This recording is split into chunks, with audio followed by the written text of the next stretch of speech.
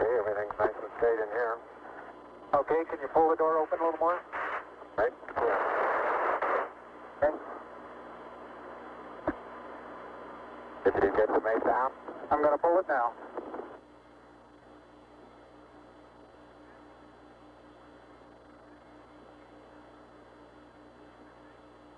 Houston, the mesa came down. All right.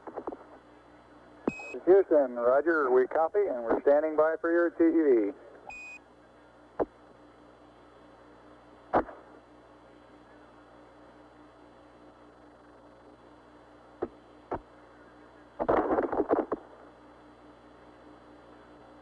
Houston, this is Neil, radio check.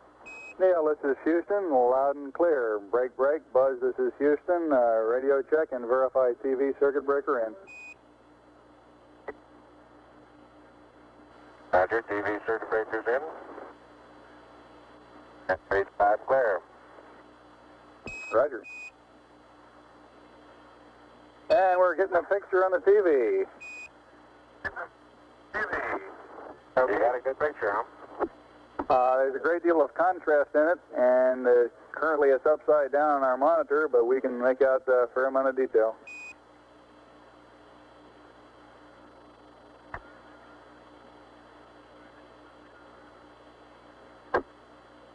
Okay, would you verify the position, the opening I ought to have on the camera? Stand by.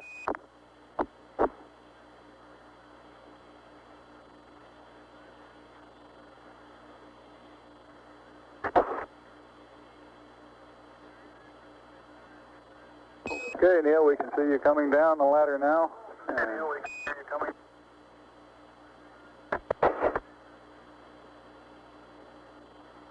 Okay, I just checked getting back up to that first step. That isn't collapsed too far, but it's adequate to get back up. Roger, we copy. It's a pretty good little jump.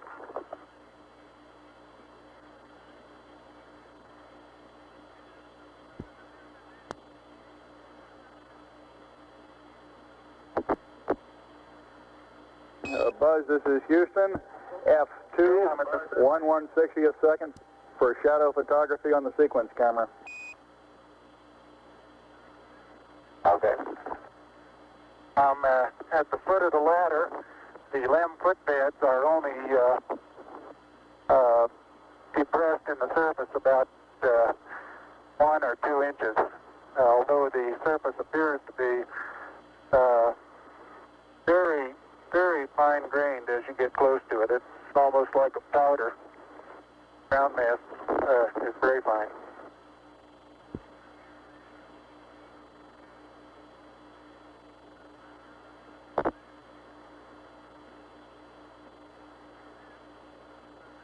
I'm going to step off the LEM now.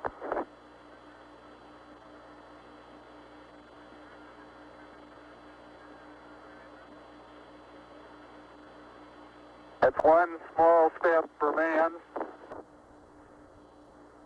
one giant leap for mankind.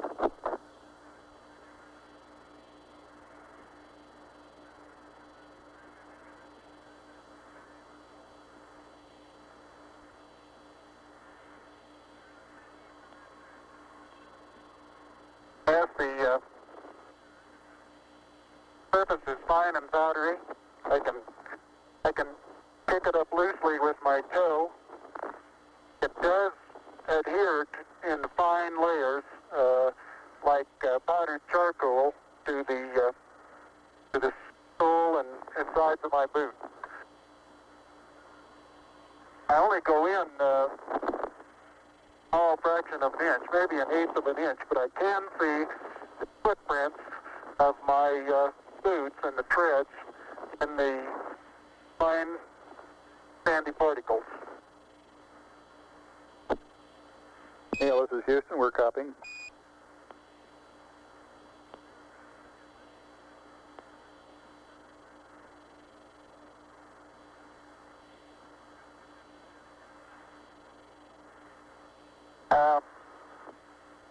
There seems to be no difficulty in moving around as we suspected. It's even perhaps easier than the simulations of 16G that we performed in various simulations on the ground. Absolutely no trouble to walk around.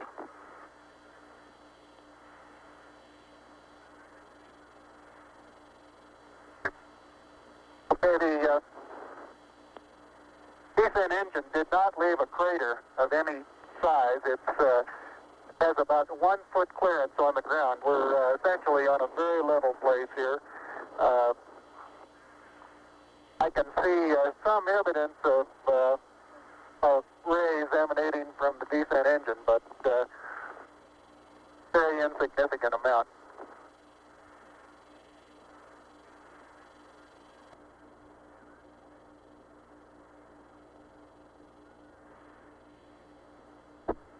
Okay, Buzz, we ready to bring down the camera? I'm all ready. I think it's 2 miles squared away in good shape. Okay. Okay, you'll have to pay out all the LEC, Ned. Looks like it's coming out nice and evenly. Okay, it's quite dark here in the shadow and a little hard for me to see that I have good footing. I'll work my way over into the sunlight here without looking directly into the sun. Okay, it's taut now.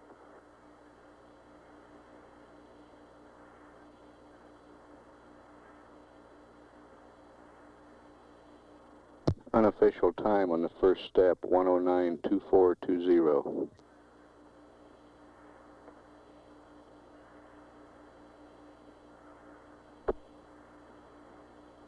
Okay, I think you're pulling the wrong one. I'm ready to pull it down now. There was still a little bit left in the... Okay, don't hold it quite so tight. Okay? Okay.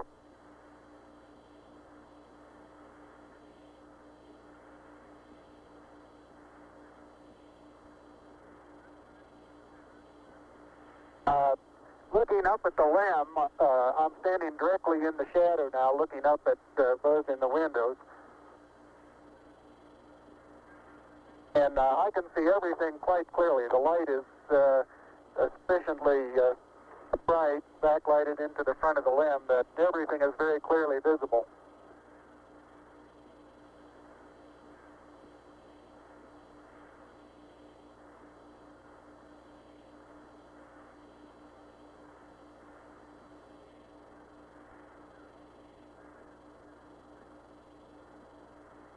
Okay, I'm going to be changing the Okay.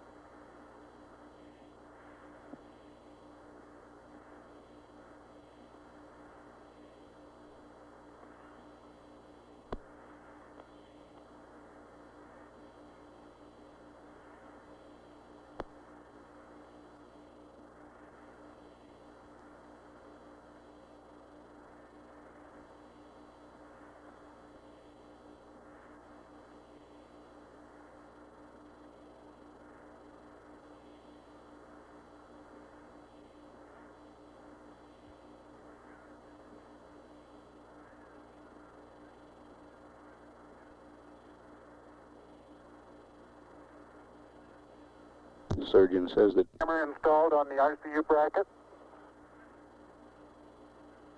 surgeon says the crew is doing well. Data is good, crew is doing well. And I'm still in the LEC on the secondary stud.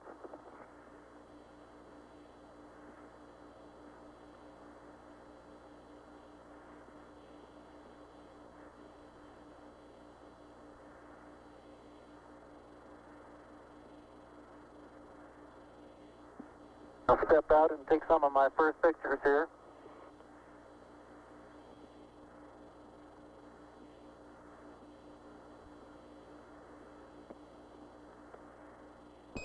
Roger, Neil, we're reading you loud and clear. Let's see, getting some pictures and the contingency sample.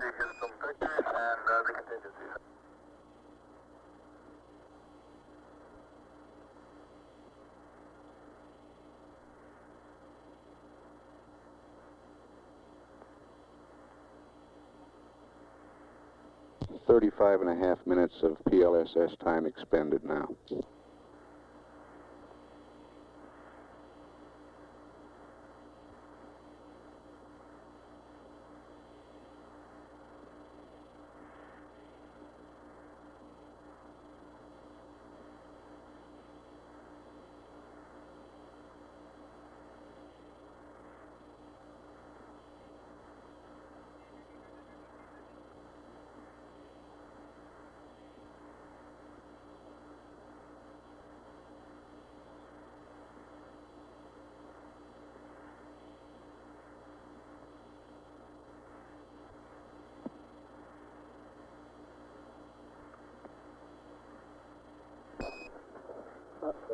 Neil, this is Houston. Did you copy about the contingency sample? Over.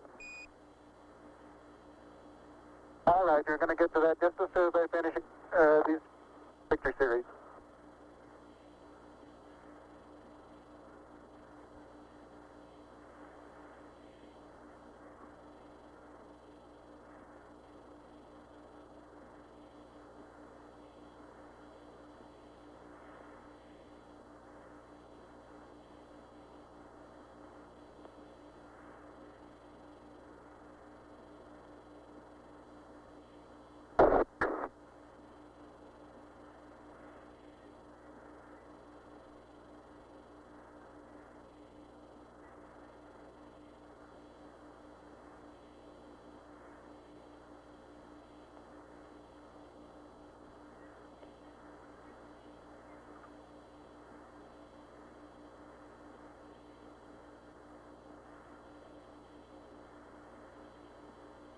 Okay, gonna get the contingency sample there, Neil? All right.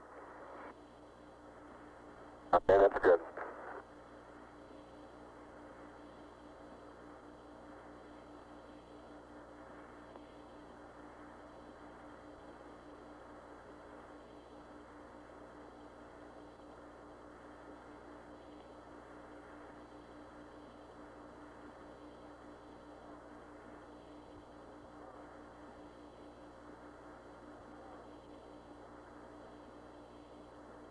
Okay, the contingency sample is down and it's up sample.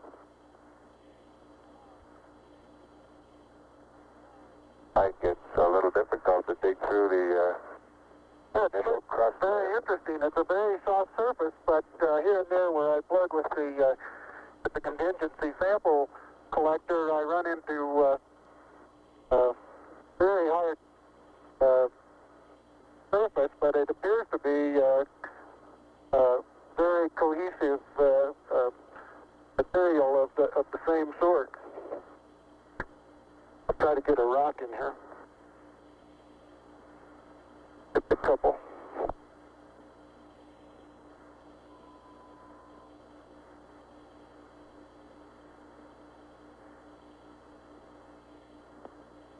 Oh, that looks beautiful from here, Neil. It has a stark beauty all its own. It's like much of the high desert of the United States. It's different, but it's very pretty out here. Be advised that a lot of the rock samples out here, the hard rock samples, have what appear to be vesicles in the surface. Also, I'm looking at one now that appears to have some sort of phenocryst. Houston, roger out.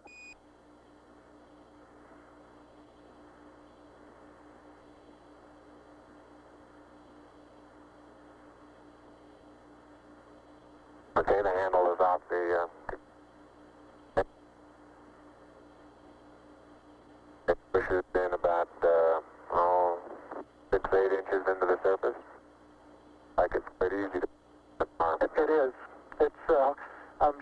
push it in farther, but it's hard for me to bend down farther than that. Now you could throw so You far. can really throw things a long way up here.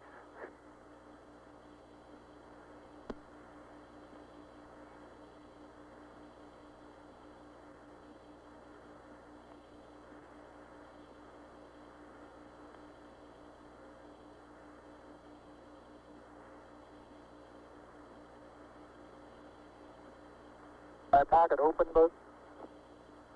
Yes, it is. It's not up against your suit, though. Hit it back once more. More toward the inside. Okay, that's good.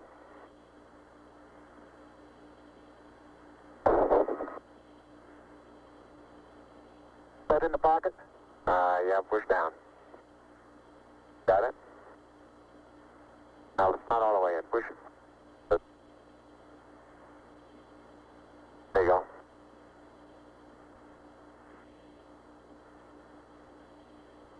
Engine sample is in the pocket. My oxygen is 81%. I have no flags, and I'm in minimum flow. This is Houston, Roger Neil.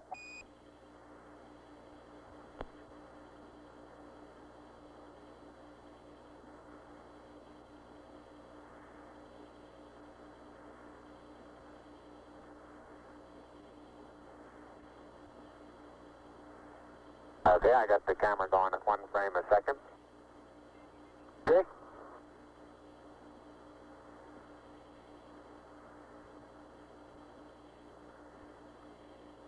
And I've got 80%, no flags. Good.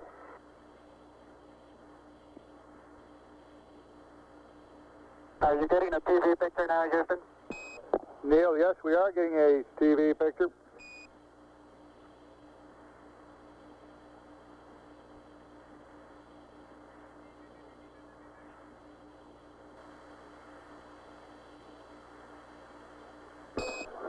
Neil, this is Houston. We're getting a picture. You're not in at the present time. We can see the bag on the LEC being moved by Buzz, though. Here you come into our field of view.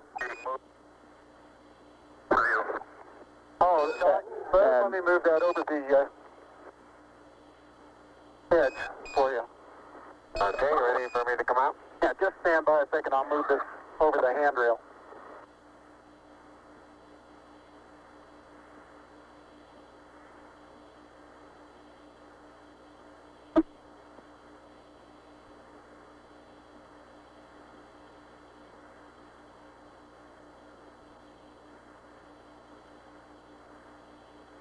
Okay? All right, that's got it. Are you ready? All set.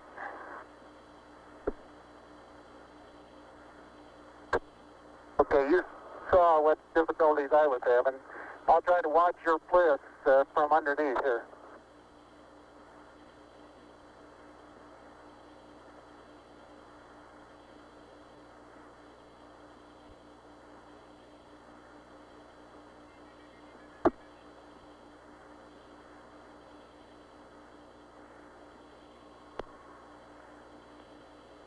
All right, the backup camera is position.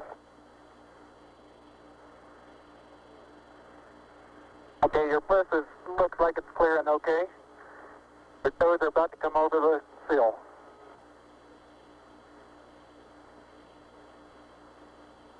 Okay, now drop your bliss down. There you go, you're clear.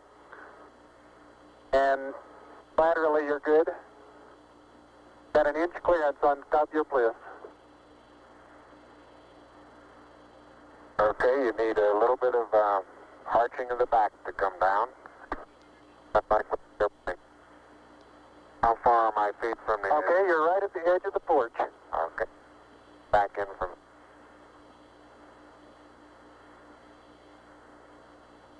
Small little foot movement. Porch. Arching of the back. Moment comes up and clears the bulkhead without any trouble at all. Looks good.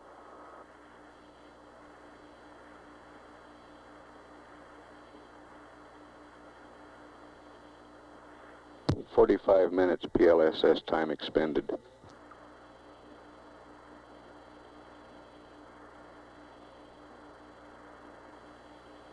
Neil, this is Houston. Based on your camera transfer with the LEC, do you foresee any difficulties in SRC transfer over? Difficulties in SR. Negative. That's the sample return containers, the rock boxes that Capcom... No, I want to back up and partially close the hatch.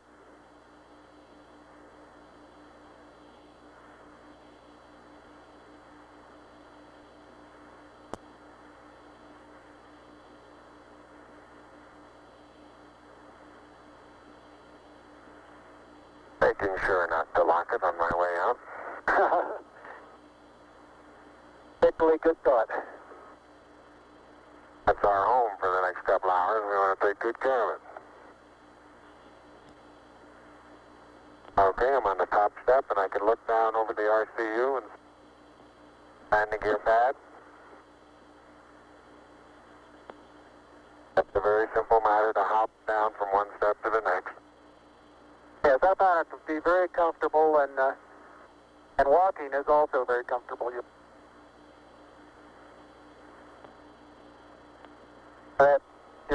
You've got 3 more steps and then a long one.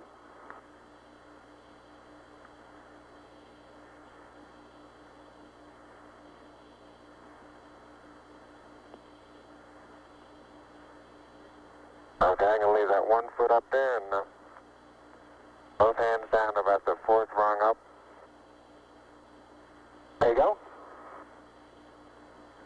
Okay, now I think I'll do the same.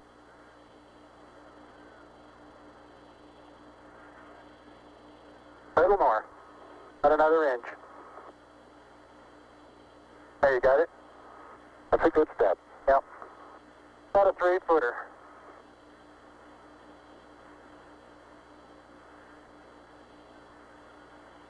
Beautiful view. Isn't that something? Magnificent sight out here. Magnificent desolation.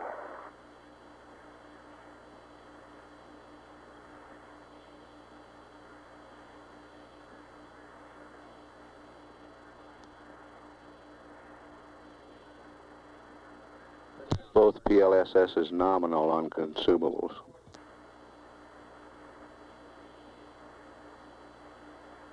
Looks like the secondary strut. Have little thermal effects on it right here, Neil. Yeah, I noticed that. Seems to be the worst, although similar effects are on all around. Very, very fine powder, isn't it? Isn't it fine? Right in this area, I don't think there's much of any, but fine powder. Some clouds together, and it's hard to tell whether it's a clod or a rock. Notice how you can pick it out. Yeah, and it bounces and then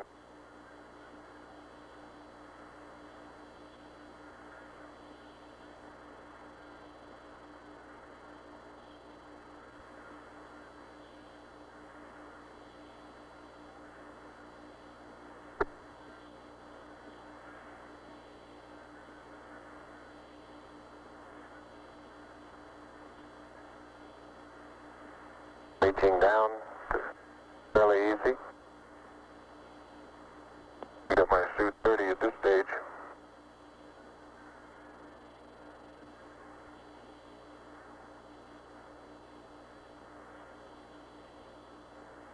The mass of the backpack does have some effect in inertia.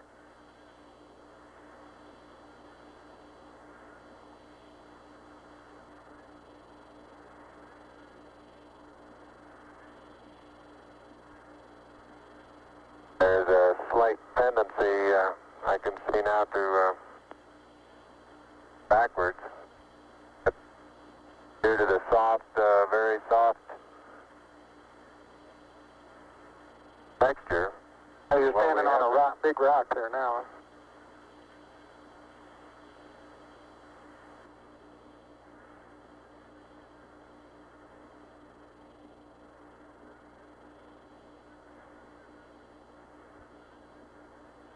Patcher didn't. No, it didn't. Absolute no crater there at all from the engine. No.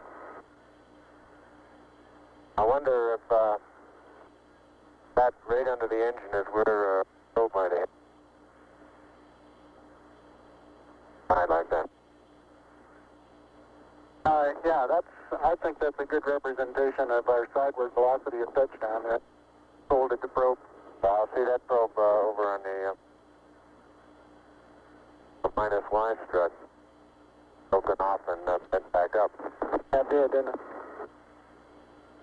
The other two both bent over.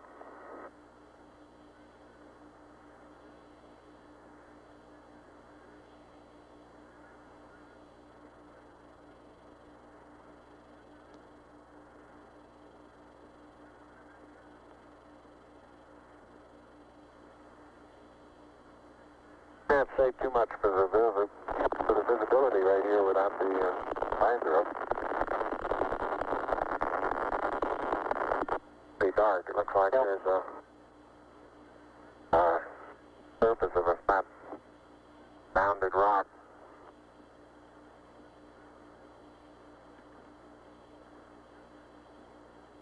And incidentally, these rocks, very powdery surface.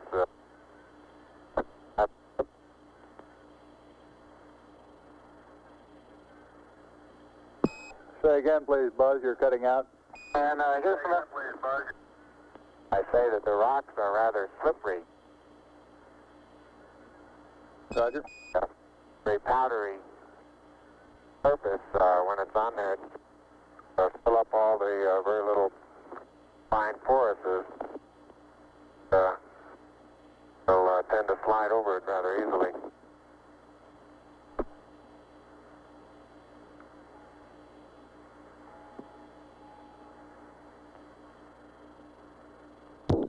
Neil Armstrong getting ready to move the TV camera now out to its panorama position. Traction seems quite good. Particular area.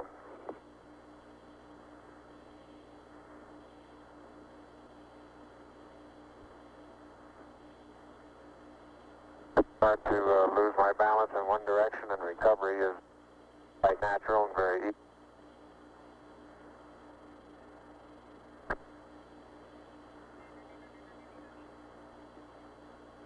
And moving arms around, Jack doesn't off the surface. Not quite that light-footed. And I have the insulation off the Mesa now. The Mesa seems to be in good shape. You have to be careful that you're leaning in the direction you want to go, otherwise you slightly inebriate. In other words, you have to cross your foot over to stay underneath where your center of mass is.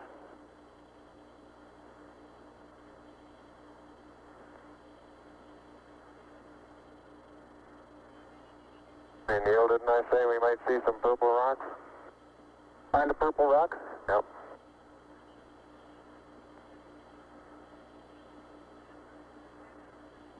Very small, sparkly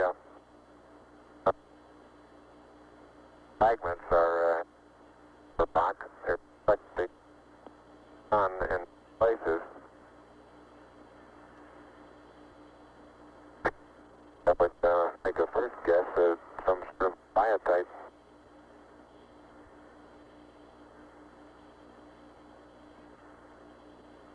We'll leave that to the further analysis. But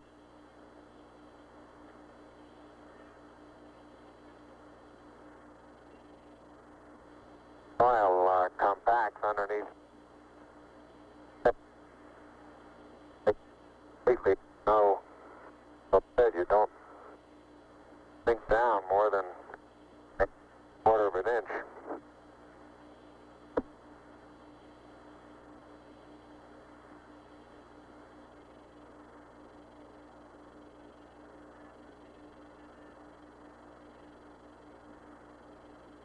Biotite is a brown mica substance. Okay, Houston, I'm going to change lenses on you. Roger, Neil.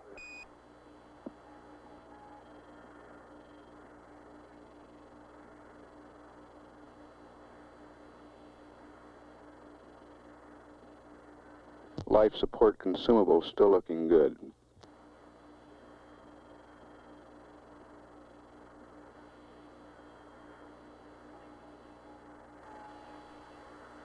Okay, Houston, tell me, get a new picture. Neil, this is Houston. That's affirmative. We're getting a new picture. You can tell it's a longer focal length lens.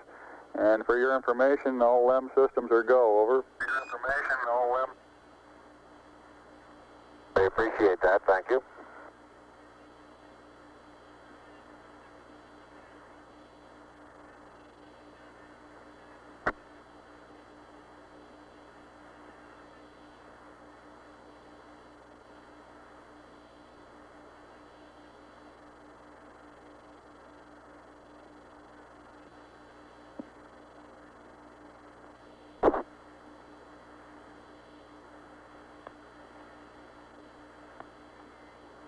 Is now unveiling the plaque that is.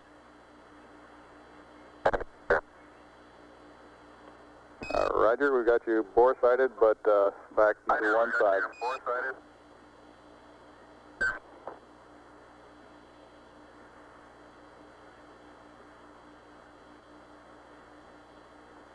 For those who haven't read the plaque, we'll read the plaque that's on the front landing gear of this LEM. There's two hemispheres, one showing each of the two hemispheres of Earth. Underneath it says, "Dear men from the planet Earth, first set foot upon the moon, July 1969 AD. We came in peace for all mankind." It has the crew members' signatures and the signature of the President of the United States.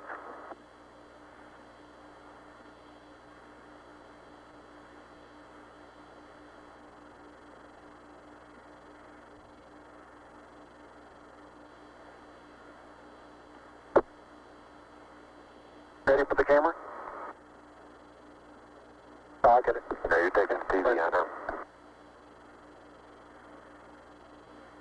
Touch the LEC there.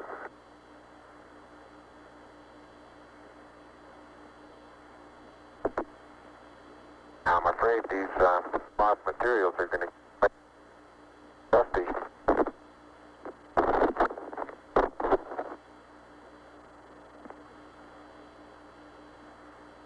The surface material powdery. I don't know how good your lens is, but if you can touches like gloves.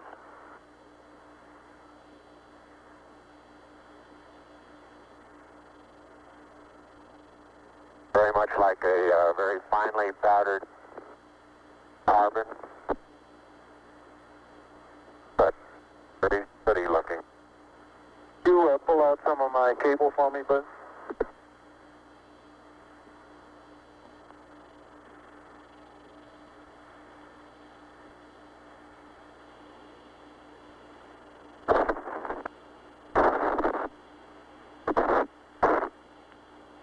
Houston, how close are you able to get things in focus?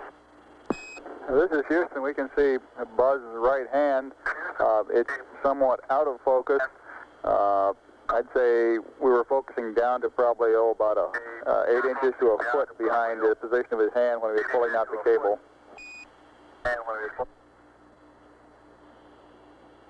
Okay, how's the temperature looking there? Temperature of the camera is showing cold. I'm a little cool. I think I'll take.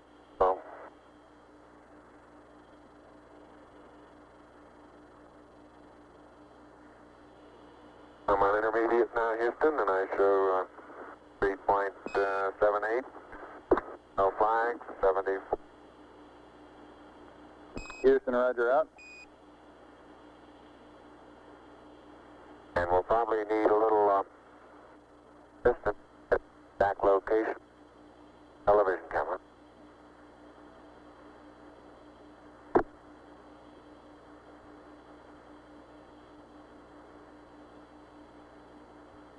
And Neil, look at the minus Y strut.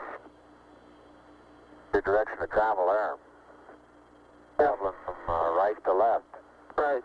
So this one over here underneath the methane engine where the probe first hit. Minus my probe first hit. I got plenty of cable. You got plenty more.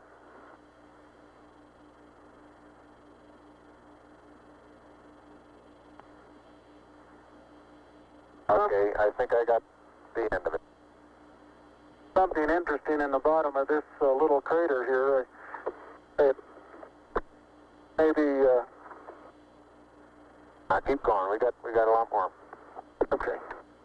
Getting a little harder to pull out here.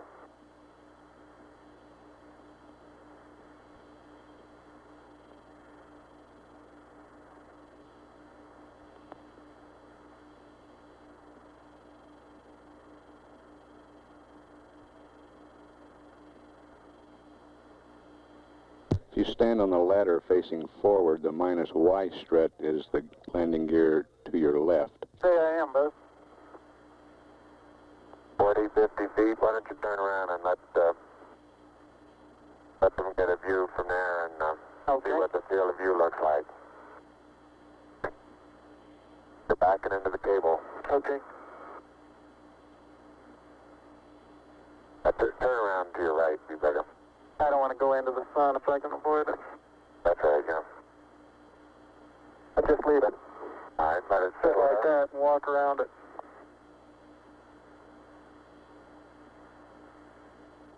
Houston, how's that field of view going to be? Pick up the mesa far away? Right.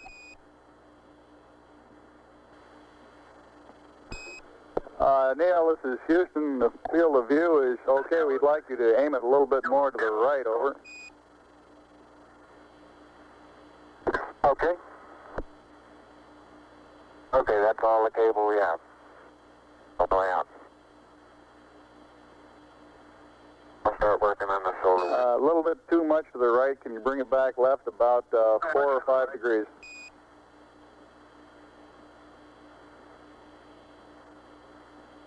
Okay, that looks good, Neil. Hey, that looks good, Neil. Okay, now, think I ought to be farther away or closer? Can't get too much further away. Let's try it like that for a while. I'll get a couple panoramas with it here. Roger, you look okay as far as distance goes, Neil, and we'll line you up again when you finish the panorama. You're going too fast on the panorama sweep. You're going to have to stop for... I haven't stopped. I haven't set it down yet. That's the first picture in the panorama. Right there. Roger.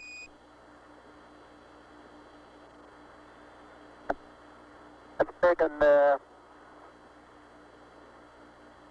just about northeast. Tell me if you got a picture, Houston. Well, we've got a beautiful picture, Neil. Okay, I'm going to move it.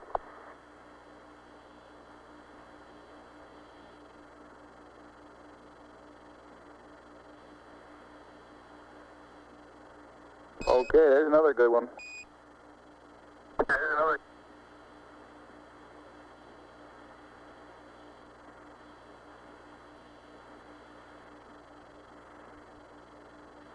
Okay, we've got that one.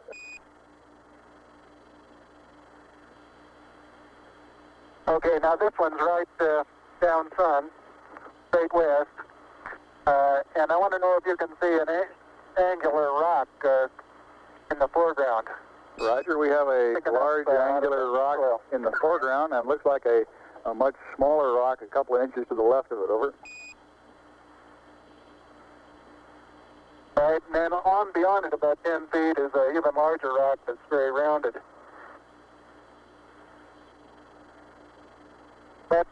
rock is about, the closest one to you is about sticking out of the sand about 1 foot. It's about 1.5 feet long, and it's about 6 inches thick, but it's standing on edge. Roger.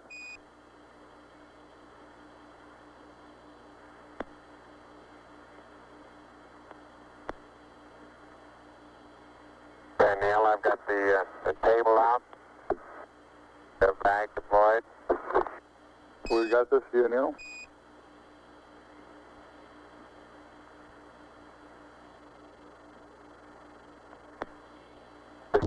Straight south. Roger, and we see the shadow of the limb. In the hills, Roger, the little hill just beyond the shadow of the limb is a pair of elongate craters. Probably the pair together is 40 feet long and 20 feet across, and they're probably 6 feet deep. We'll probably get some more work in there later.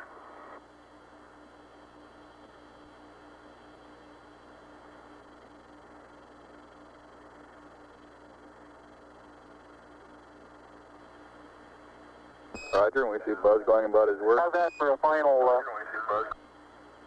For a final orientation, we'd like it to come left about 5 degrees, over.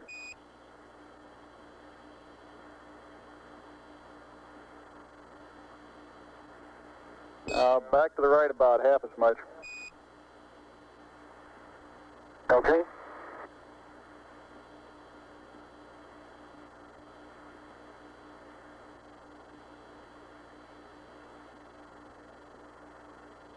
Okay, that looks good there, Neil.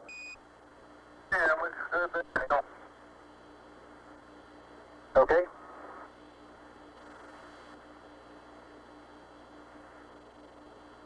One hour, 7 minutes time expended.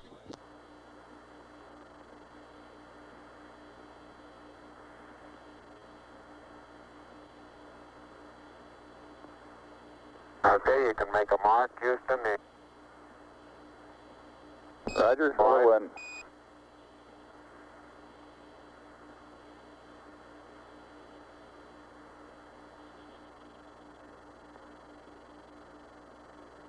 And incidentally, you can use the shadow that the staff makes to assist you in getting it perpendicular.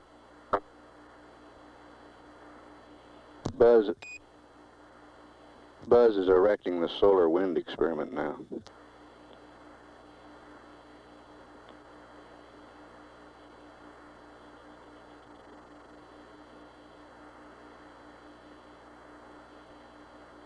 Some of these small depressions big soft, and you tend to think, oh, maybe 2 or 3 inches.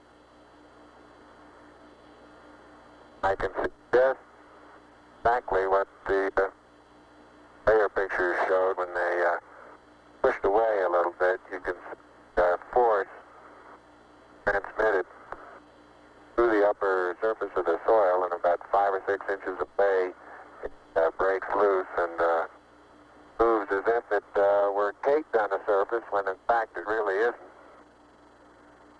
I notice in the soft spots where we have footprints nearly an inch deep that the soil is very cohesive, and it will retain a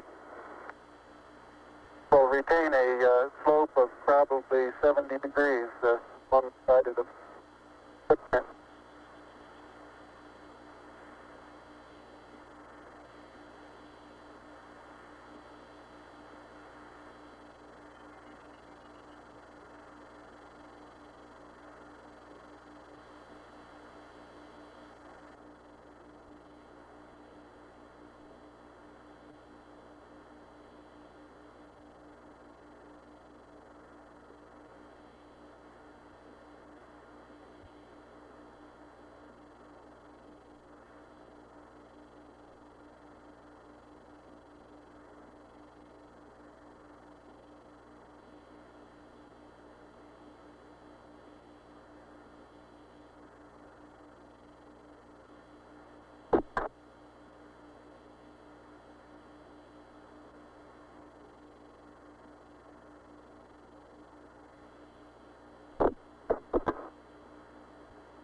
All limb systems still looking good.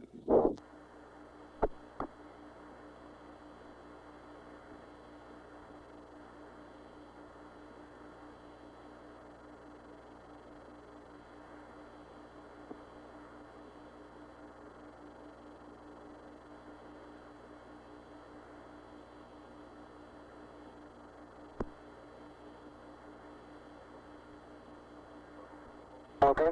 Yeah, I think that's nice.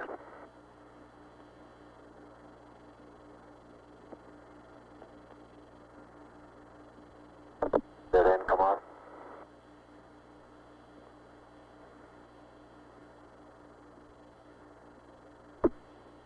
I'm going to get the camera.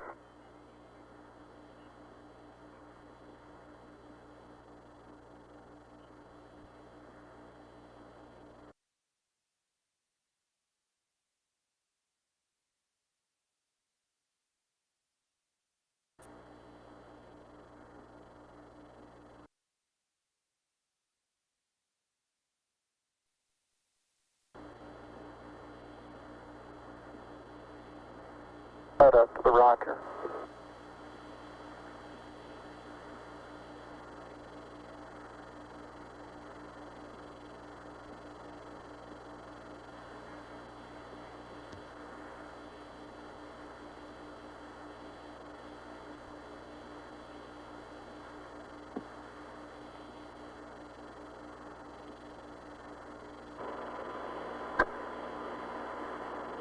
Okay, you'll have to extend that one.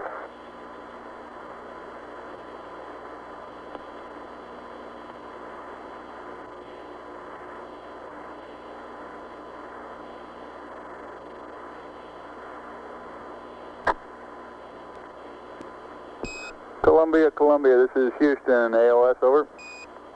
Houston, ALS, over.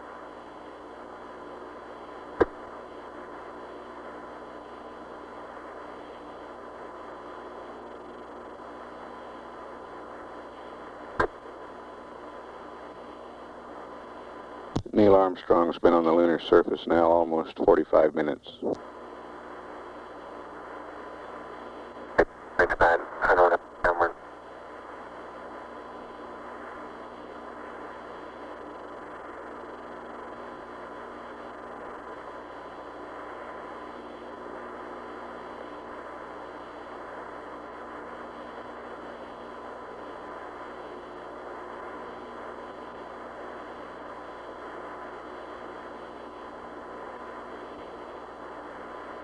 Houston, Columbia on the high gain, over. Columbia, this is Houston, reading you loud and clear, over. Yeah, this is Houston reading. Yeah, radio loud and clear. How's it going? Roger, the EVA is progressing beautifully. I believe they're setting up the flag now. Great. I guess you're about the only person around that doesn't have TV coverage of the scene. That's all right. I don't mind a bit.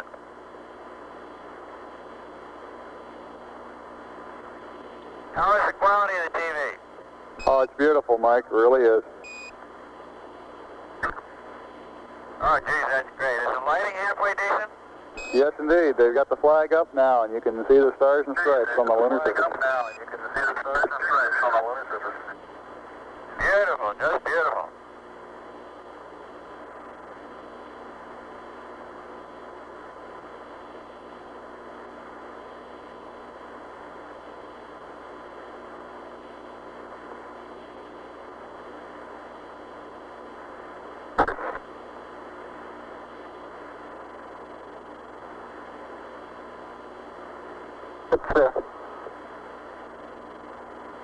See if you can pull that end off a little bit.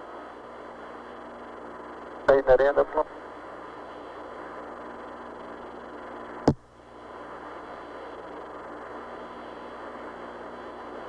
It won't go up.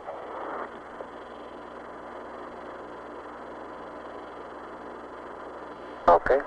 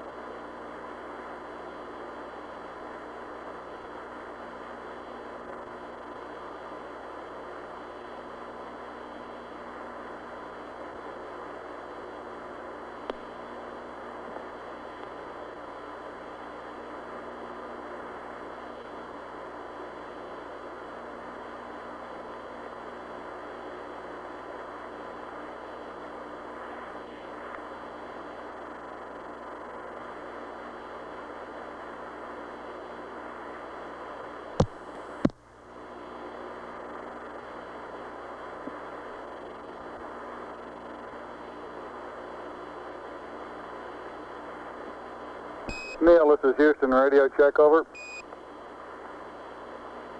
All right, you're Houston, loud and clear. Roger out. Loud and clear, Houston. Roger, Buzz.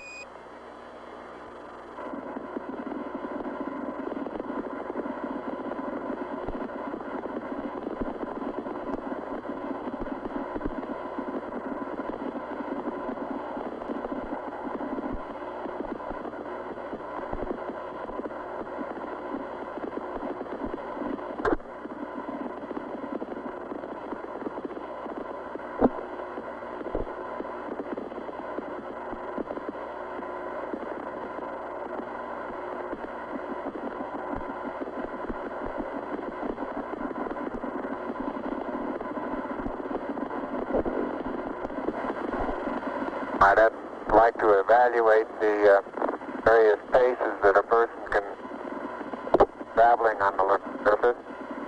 I believe I'm out of your field of view. Is that right now, Houston? That's affirmative, Buzz.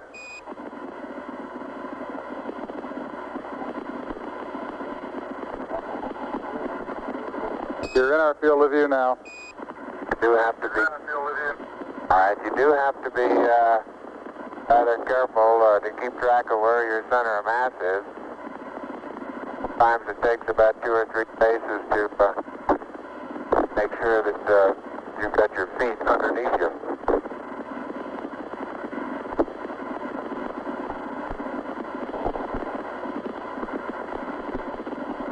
And about 2 or 3 or maybe 4 easy paces can bring you to a fairly smooth stop.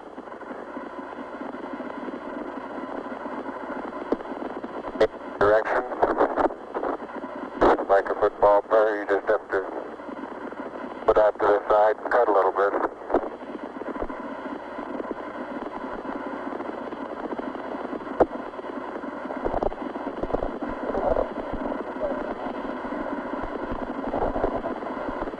So-called kangaroo hop does work, but it seems your forward stability is not quite as good as it is in the conventional, more conventional one foot after another.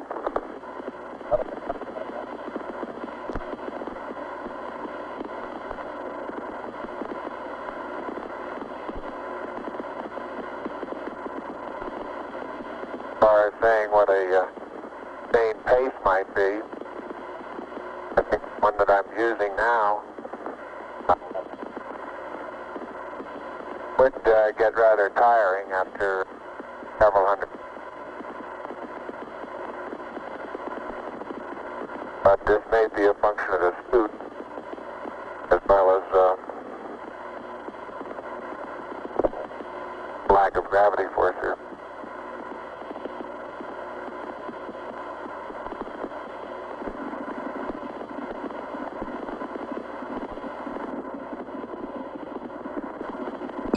Tranquility Base, this is Houston. Could we get both of you on the camera for a minute, please?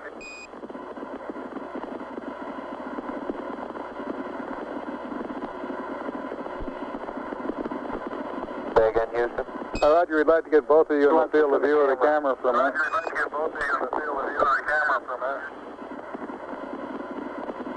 Neil and Buzz, the President of the United States is in his office now and would like to say a few words to you, over.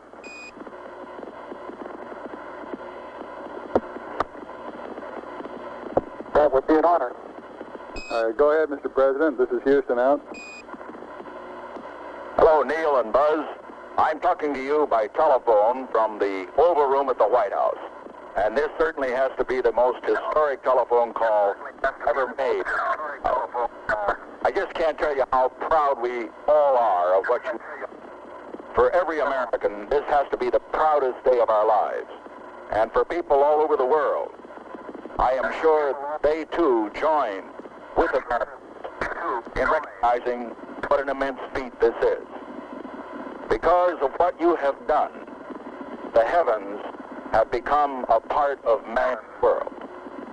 And as you talk to us from the Sea of Tranquility, it inspires us to redouble our efforts to bring peace and tranquility to Earth.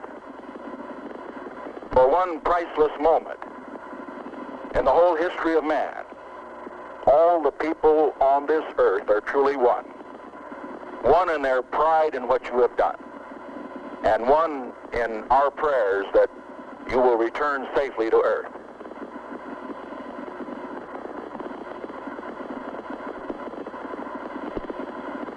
Thank you, Mr. President.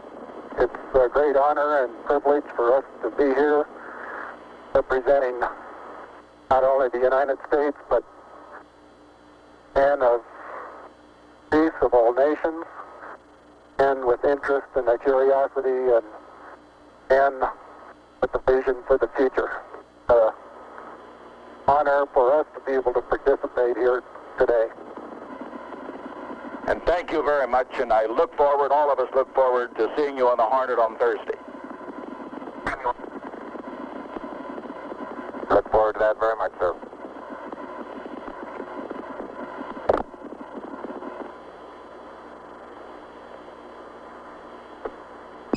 Columbia, Columbia, this is Houston, over. Loud and clear, Houston. Roger, I've got a P-22 auto optics pad for you.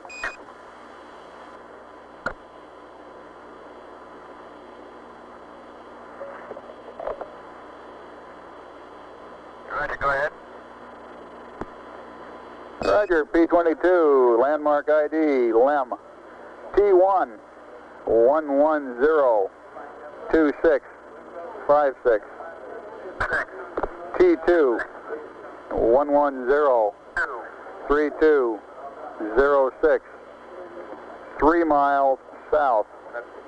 Time of closest approach 1103340. Shaft 353.855. Trunnion 46.495. Roll 0. Pitch 250. Yaw 0. Over.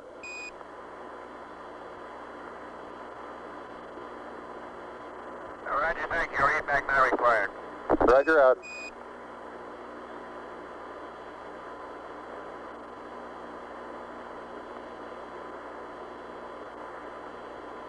Houston, it's very interesting to note that when I kick my foot this trail with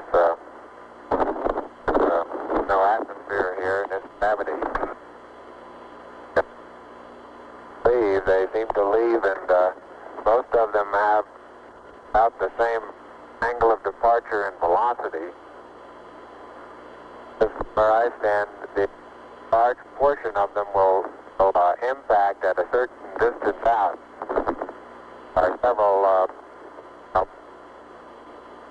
certain percentage, of course, that will impact different regions out, but it's highly dependent upon initial trajectory upwards, determines where most of the majority of the particles come down, like the terrain.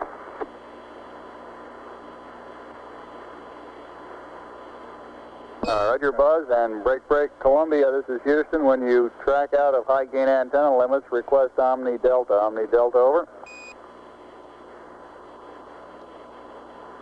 Oh, man. I've noticed several times in going from the sunlight into the shadow that just as I go in, I catch an additional reflection off the LEM, along with the reflection off my face onto the visor, makes visibility very poor just at the transition sunlight into the shadow. I essentially have so much glare coming onto my visor, I'm under shadow until helmet actually gets shadow, and then it takes a short while for my eyes to adapt to lighting conditions. Inside the shadow area, visibility, as we've said before, is not too great, but both visors up, we can certainly get what sort of footprints we have and the minimal condition of the soil. Again, after being out in the sunlight a mile, it takes, watch it, Neil. Neil, you're on the cable. Okay.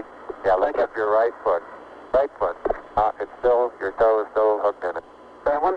Yeah, it's still hooked in it. Wait a minute. Okay, you're clear now. Thank you. Let's move that over this way. Neil Armstrong has the scoop for the bulk sample collection.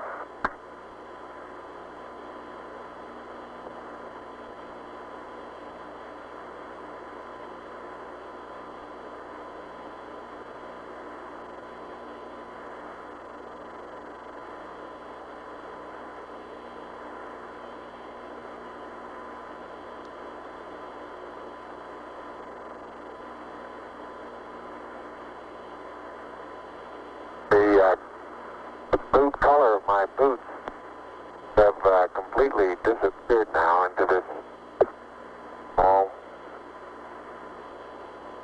Still don't know exactly what color to describe this other than grayish cocoa color. Seems to be covering most of the wider part of the boot. Color that had very fine particles.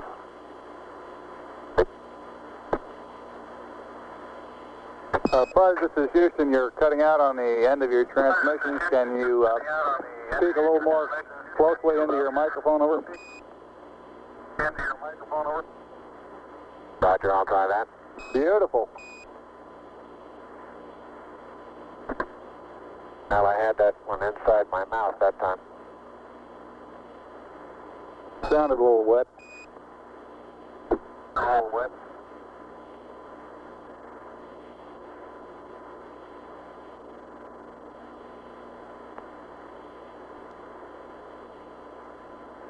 Neil's been on the surface an hour now.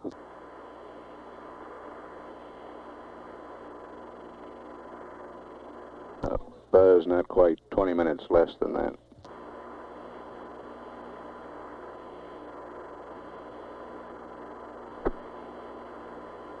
In general, time spent in the shadow doesn't seem to have any thermal effects that we feel inside the suit. There is a difference, of course, in the coming radiation and the helmet, so I think there's a tendency to feel a little cooler in the shadow than we feel out in the sun.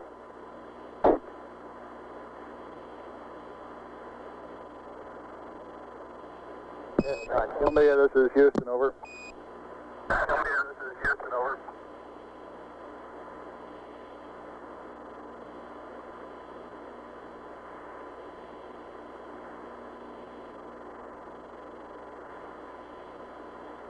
One hour and a half expended on the PLSSs now. Columbia, this is Houston, over.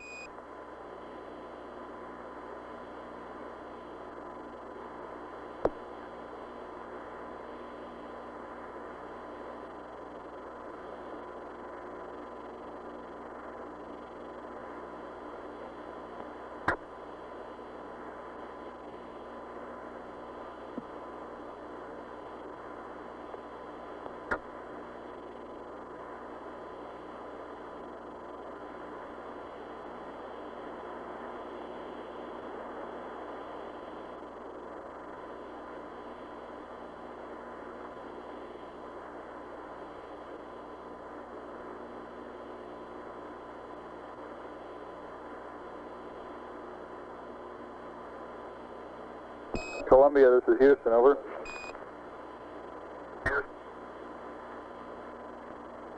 Houston, Columbia, Delta.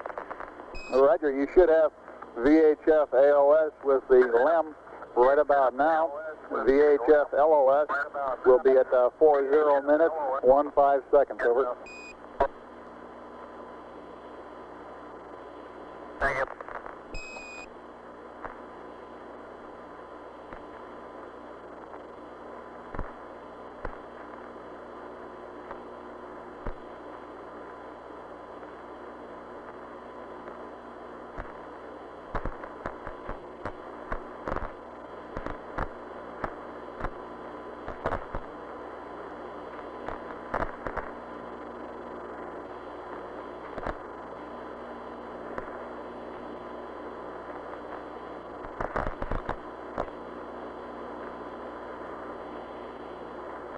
Heart rates on both crewmen averaging between 90 and 100. Flight surgeon reports they're right on the predicted number of the BTU units expended in energy of work. And he thinks they're in great shape. If I look around the area, the contrast in general is comes about completely by virtue of the shadows. Almost deep. Looking down sun, zero phase, very light colored gray, light gray colored, like the halo around my own shadow, around the shadow of my helmet. Then as I look off cross sun, the contrast becomes strongest in that the surrounding color is still fairly light. As you look down into the sun, but a larger amount of shadowed areas looking toward us. The general color of the surrounding is darker than cross sun. Contrast is not as great. Surveying all the dusty area that we've picked up, considerably darker in texture. Now, I've picked up one. I imagine that this has been out by certain impacts that we've that's a distinct surveyor. The same is true if I survey cross sun along the area that we're walking. General, in addition to the fact that there are footprints there, general terrain where I've been up out of this surface trail is generally of a darker contrast, surrounding color.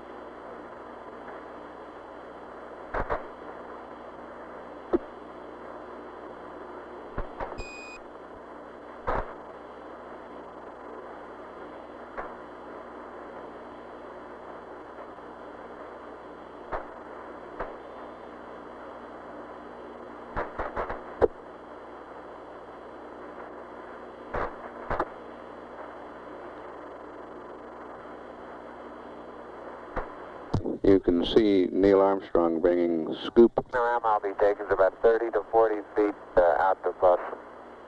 But Say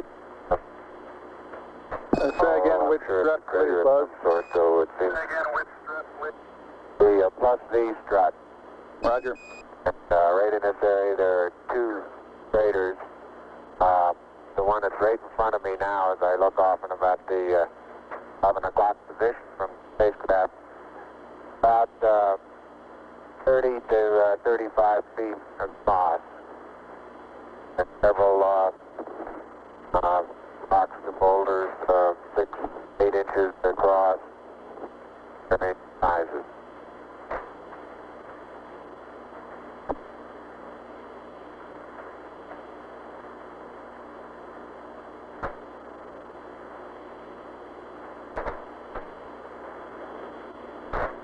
Neil is filling the bulk sample bag attached to a scale. You can see him in the picture. Buzz is behind the limb at the minus Z strut.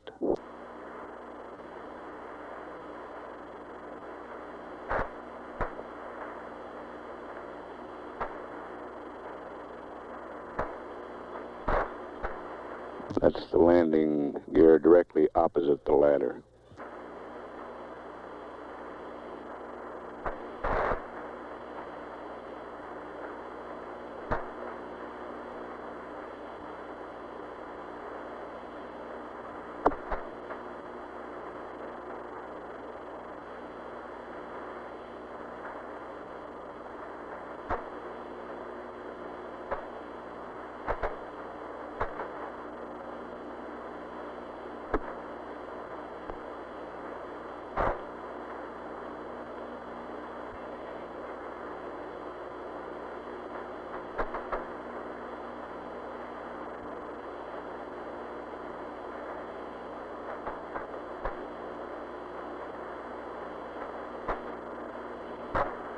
Neil's been on the surface about an hour and 10 minutes now.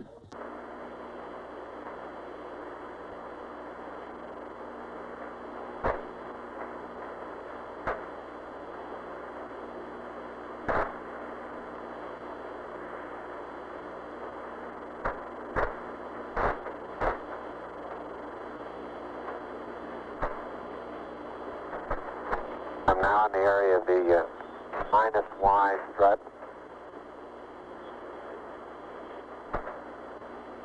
Taking some second photograph.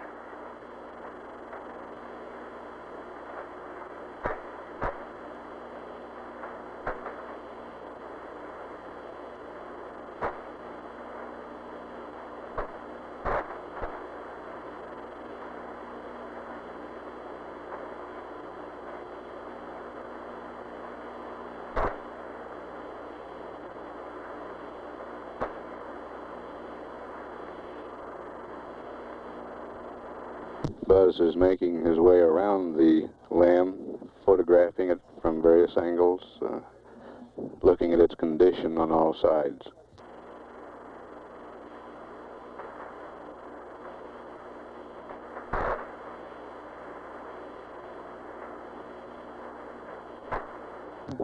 Neil's still occupied with the bulk sample.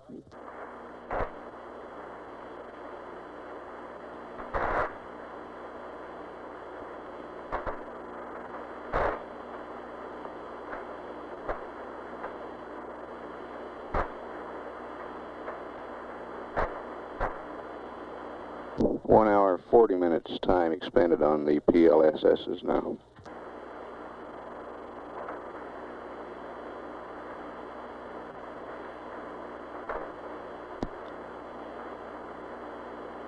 How's the bulk sample coming, Neil? Bulk sample is just being sealed.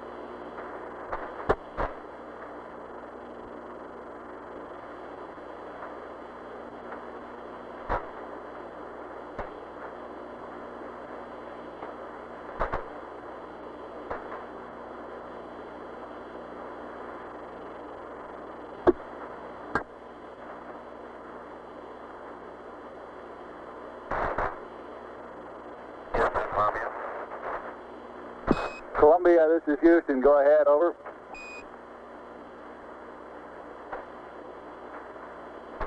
Roger, no marks on the left that time. I did see a suspiciously small white object with coordinates there.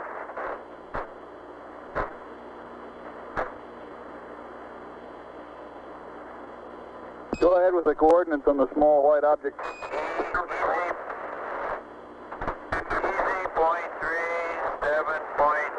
But I'm sure the gentleman is right on the southwest rim of a crater. I think they would know it if they were in such a location. It looks like their limb would be pitched up quite a degree. It's on the southwest wall of a smallish crater. Roger, copy Echo decimal 3 and 7 decimal 6.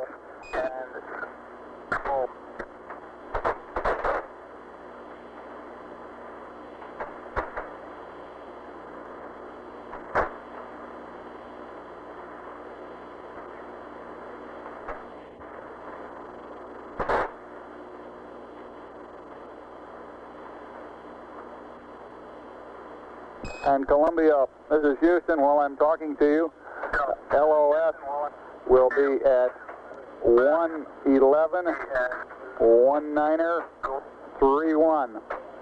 ALS 112 0543. Over.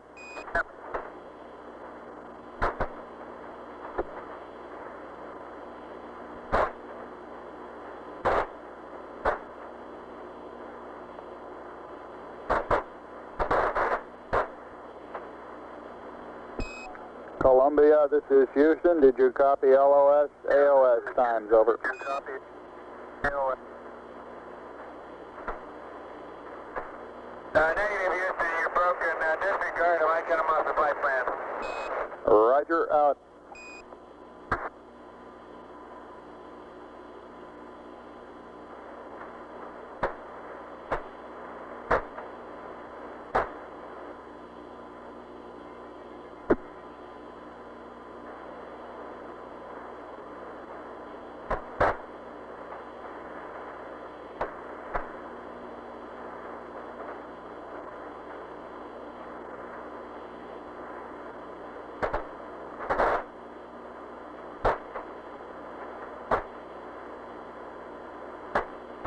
The DOS deflector that's mounted on quad 1 seems to be a good bit more wrinkled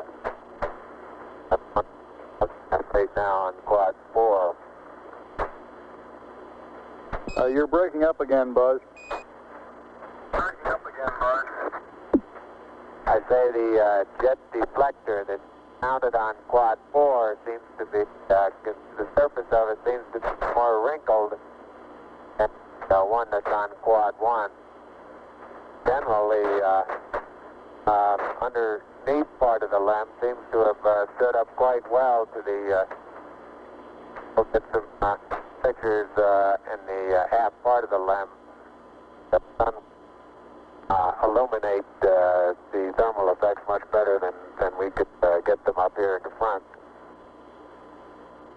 Roger, out. I want to get some particular photographs of the bulk sample area, Neil. Okay.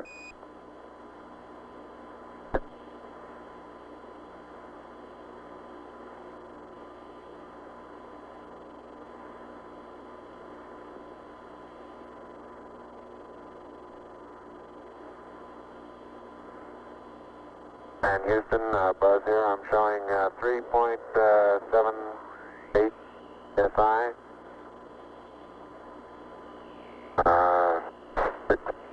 3%, no flags. Adequate.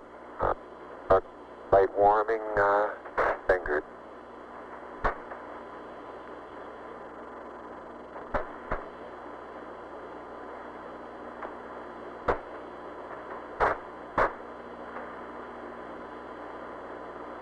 Roger, and Neil has 66%, O2, no flags, minimum cooling, and the suit pressure is 382. Houston, roger, out.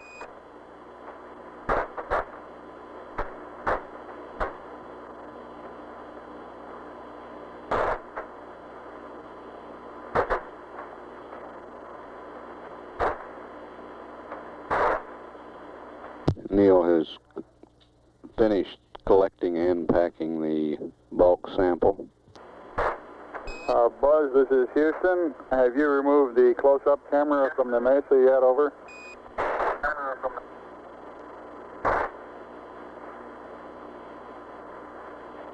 Negative, thank you.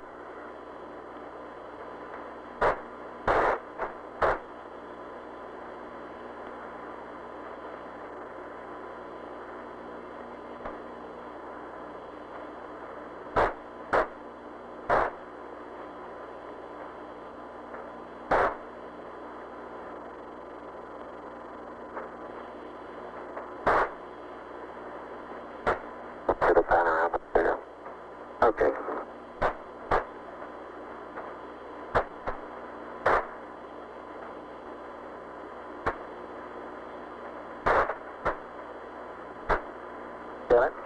Got it.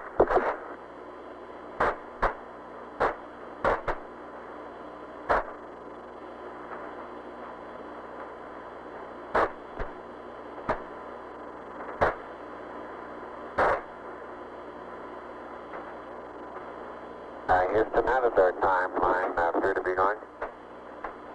Roger, it looks like you're about a half hour slow on it. We're working on consumables, over.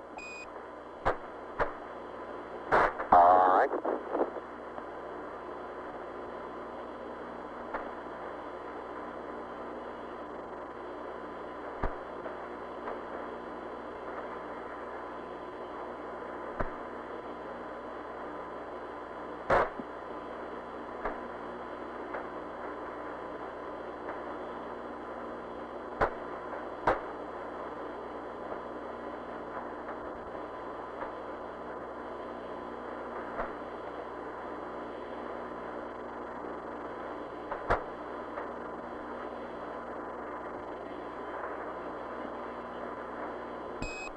Neil and Buzz, this is Houston. To clarify my last, your consumables are in good shape at this time. The 30-minute reference was with respect to the nominal timeline, over. Roger, I understand that.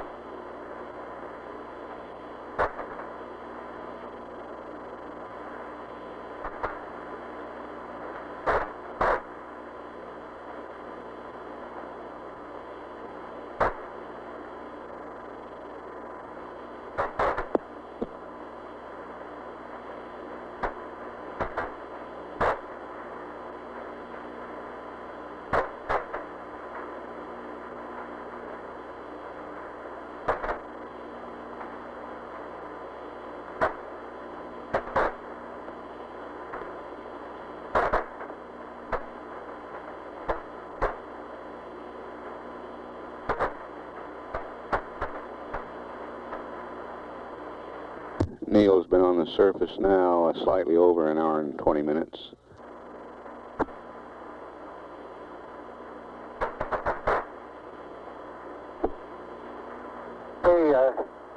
Don't note any abnormalities in the limb. Quads seem to be in good shape. The primary and secondary struts are in good shape. Antennas are all in place. There's no evidence of problem underneath the limb due to either the engine exhaust or drainage of any kind.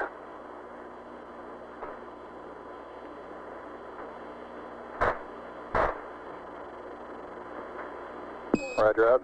It's very surprising, very surprising lack of penetration of all four of the foot pads. I'd say if we were to try and determine just how far below the surface they would have penetrated, you'd measure in 2 or 3 inches, wouldn't you say, Neil? At the most, yeah.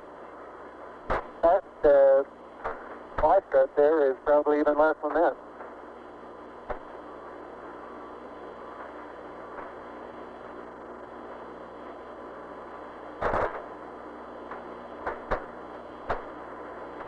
All right, great job.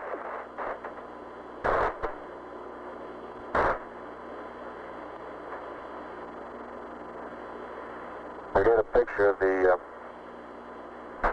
bus-wide strut taken from here, the descent stage, and I think we'll be able to see a little bit better what the ripple effects are.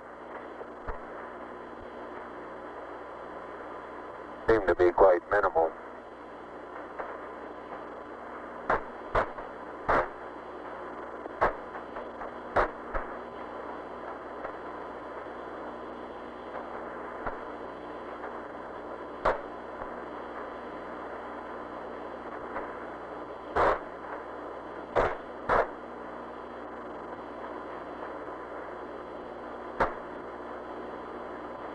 picture taken the right rear of the spacecraft, looking at the skirt of the descent stage. So a slight darkening of the surface color, a rather minimal amount of radiating or etching away or erosion of the surface. And now on descent, both of us remarked that we could see a large amount of very fine dust particles moving out.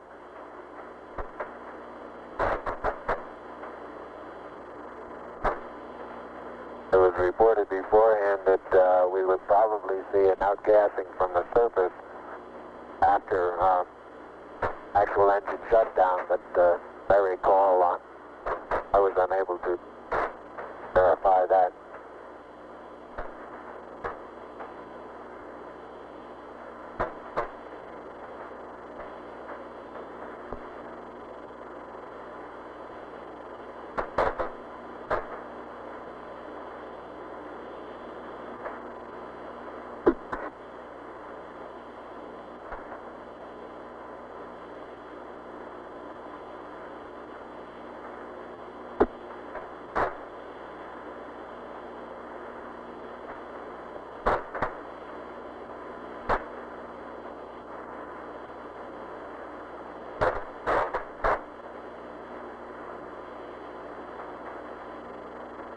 Just too big an angle, Neil.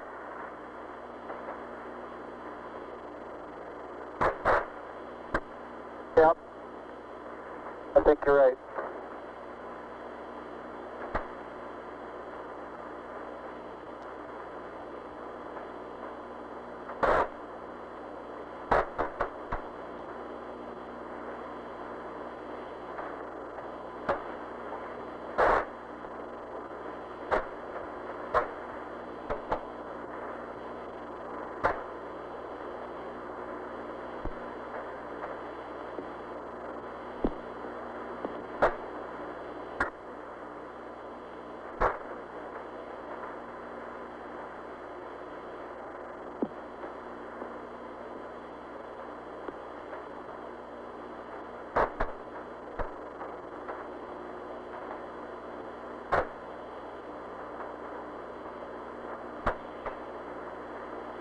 Go back at the minus V strut now.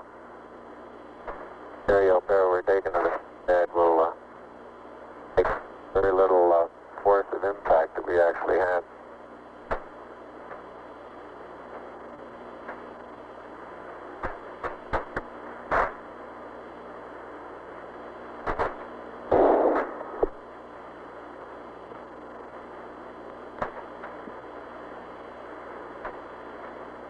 And Neil, if you'll take the camera, I'll okay to work on the SEQ bay. Okay. Columbia, Columbia, this is Houston. I noticed that. Columbia, this is Houston. Go ahead, bud. Okay. Taking some close-up pictures of that front.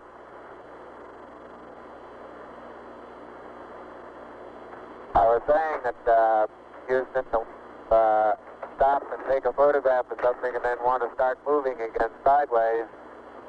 Quite a tendency to start doing it with just gradual sideways hops because you start getting momentum.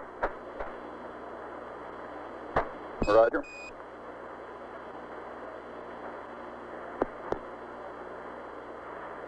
Can you see us underneath the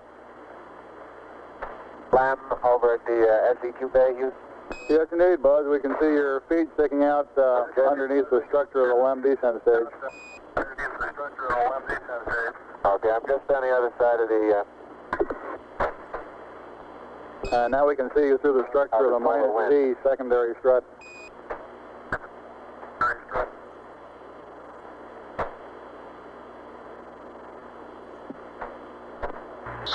The SEQ bay We don't necessarily need one high gain, but we're going to lose him scientific altogether. experiments to be left on the surface of the moon. The laser reflector. They're open, and it looks like they're going to stay up without any problem.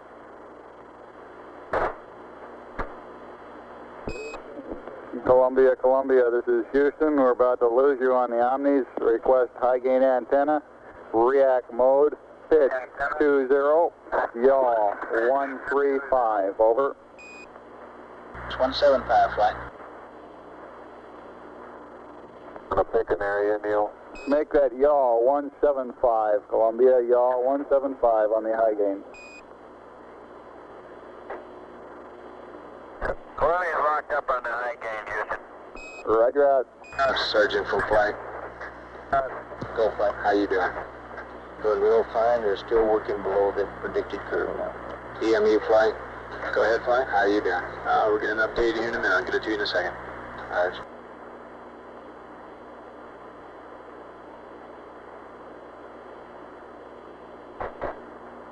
Flight econ. Surgeon says everything looks fine. Go ahead. Once again, our mixing valve has worked very nominal. Roger. You might tell Columbia that, Capcom. Stand. Okay.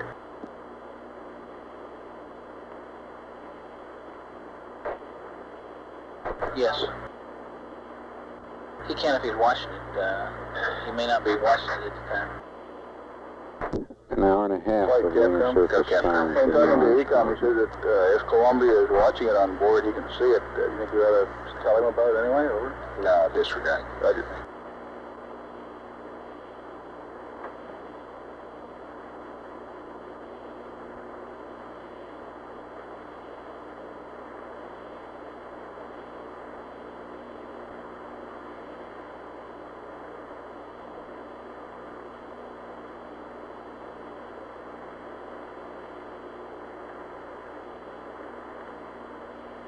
Houston, the passive seismometer has been deployed manually.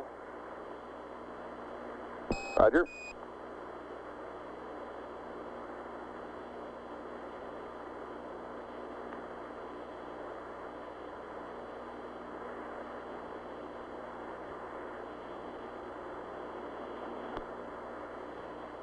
They've been on the portable life support systems for 2 hours now.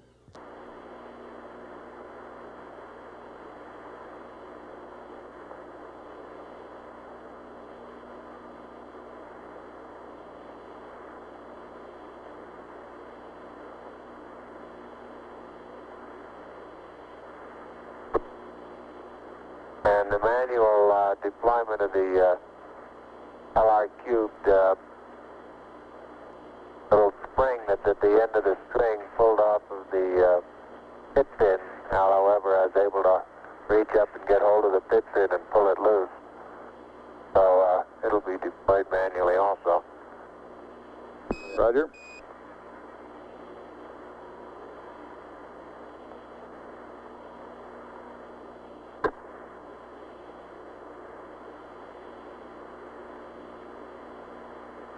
And the panorama is complete in the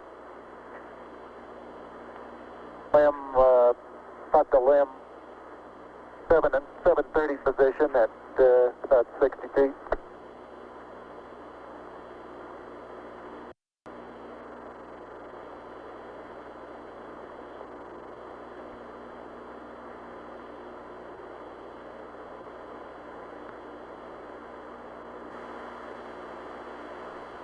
That's Neil Armstrong to the left of the screen. By that. Doors are closed and locked. Roger.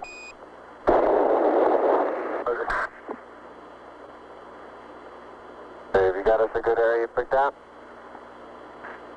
Yeah, I think right out on that rise out there is probably as good as any. FBO, guidance, smoker down. Right over here. But probably stay on the high ground there and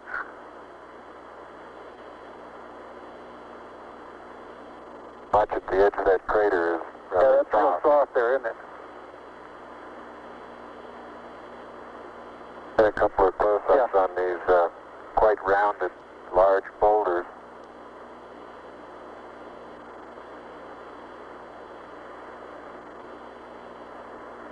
Buzz Aldrin coming into view on the right, carrying the two experiments. About 40 feet out. I'd say out to the end of that next... Well, it's going to be a little difficult to find a good level spot here. Top of that next little ridge there, wouldn't that be a pretty good place?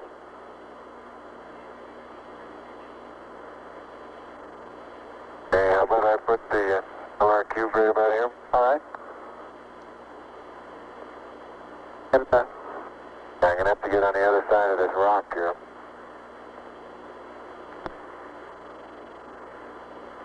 I would go right around that crater to the left there. Isn't that a level spot there? I think this right here is just the level. Okay.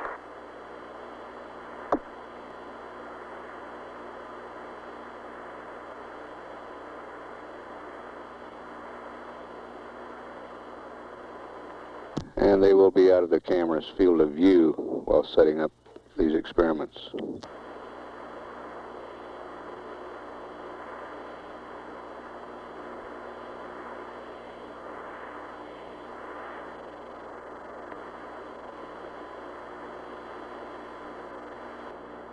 The boulders look like basalt, and they have probably 2% white minerals in them, white crystals. And the thing that I reported as vesicular before, I don't believe I believe that anymore. I think it's small craters.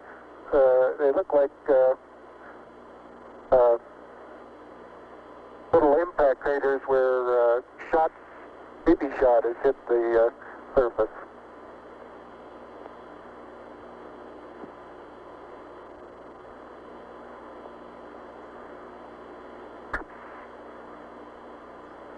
EMU flight.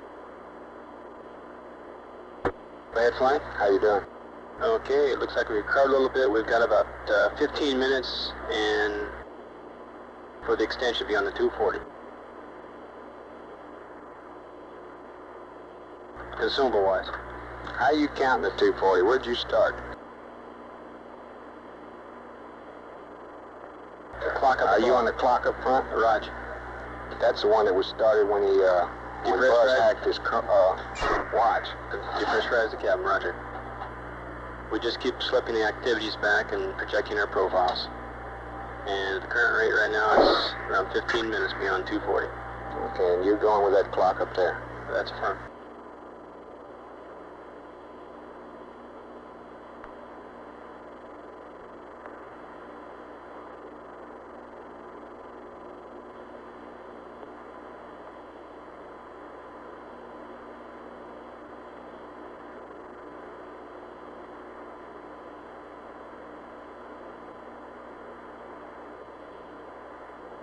FBO, meet guy and smoker that.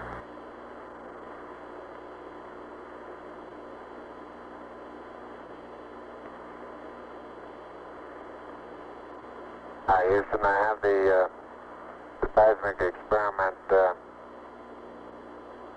flipped over now, and I'm aligning it with the sun. I'm having a little bit of difficulty getting the beef still in the center. Wants to move around and around on the outside. Find any spot, any hole. You're cutting out again, Buzz.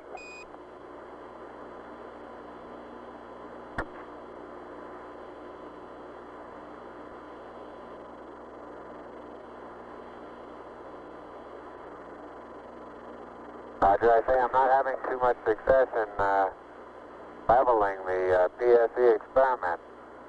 Flight experiments. The main thing is get the ball off the edge. Get what? Get the ball off the edge. It does not necessarily have to be centered if you can't center it. Get the ball off the edge. Yeah, he said he was having trouble getting it off the outside at all. I thought he said getting out center. I miscopied then. So it seemed to be going around the outside.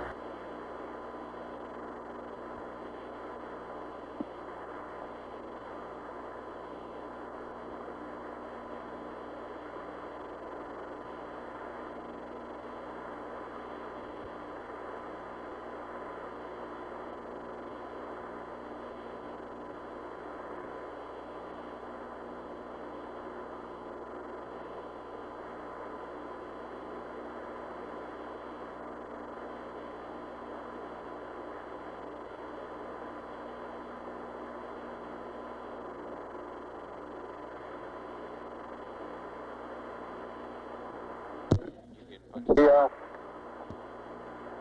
laser reflector EMU is flight EMU. Is that 15 minutes on water? That's affirmed. installed and the bubble level. That was based on the last update we had. We're still looking to appears to be good. Roger. Neil, this is Houston. Roger, out. Hey, you want to take a look at this BB, see what you make out of it?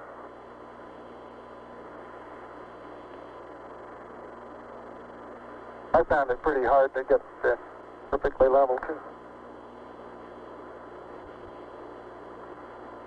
That baby likes the outside. It won't go on the Experiments, inside. Flight experiments. I think I drowned him out. I think he just said it stays on the outside. Cup is convex now instead of concave. I think you're right. I believe it is. Houston, I don't think there's any hope of using this leveling device to come up with an accurate level. It looks to me as though the cup here that the BB is in is now convex instead of concave, over. Let's have him not to fight it too long a flight. Let's press on. Forget it. Roger 11, press on. If you think it looks level by eyeball, go ahead. Okay.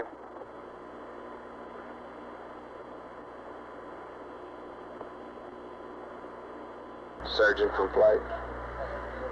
The bubble they're Flight, they discussing look okay to is you? on a leveling Here's device predicted. on the Okay. passive seismometer.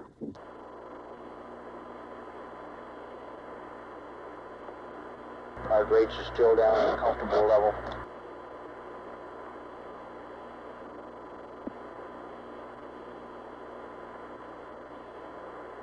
One going, huh? Okay, Capcom FAO flight surgeon and EMU on the loop. Okay, it looks like we can stand about another 15 minutes based on water. Surgeon says they're doing okay. There you go. Seems to me we ought to tell them that we're good for an extra 15 minutes and we'll give Buzz a mark at -10 when to start in, okay? Do you agree? That's fine. Flight EMU, go. The number looks a little better than that here. Houston, the 15's fine. facing the PSE, the right Surgeon, you hand agree? solar array deployed automatically. The left hand I had to manually And FAO, how far are we away from that 10-minute mark based on that? Hey, we 208 plus 15, 223. and all parts of the solar array are Okay, we'll have to take a little more off that because we'll have two wrong. Buzz, this is Houston. I understand you did successfully deploy both solar arrays, over. Roger, affirmative. Capcom flight. Red flight for Neil, based on consumables, and And there isn't any way of telling whether that's lined up. we can give him another 15 minutes and still give a -10-minute mark for Buzz to start termination, if he concurs. Okay, is Neil ahead or behind Buzz on consumables? I think Neil's ahead. Is that right, EMU? Flight EMU? Neil's using less, right? Still, that appears to be That's plenty. confirmed. LMP is the one that's down. Okay, go ahead, Capcom. Okay, for my information, would Buzz then be going in closer to nominal time? I don't follow you. We're going to give the total thing 15 minutes, and we'll still give Buzz a 10-minute -10 mark to start in based on that. All EVA 15 minutes. Yes, if he agrees.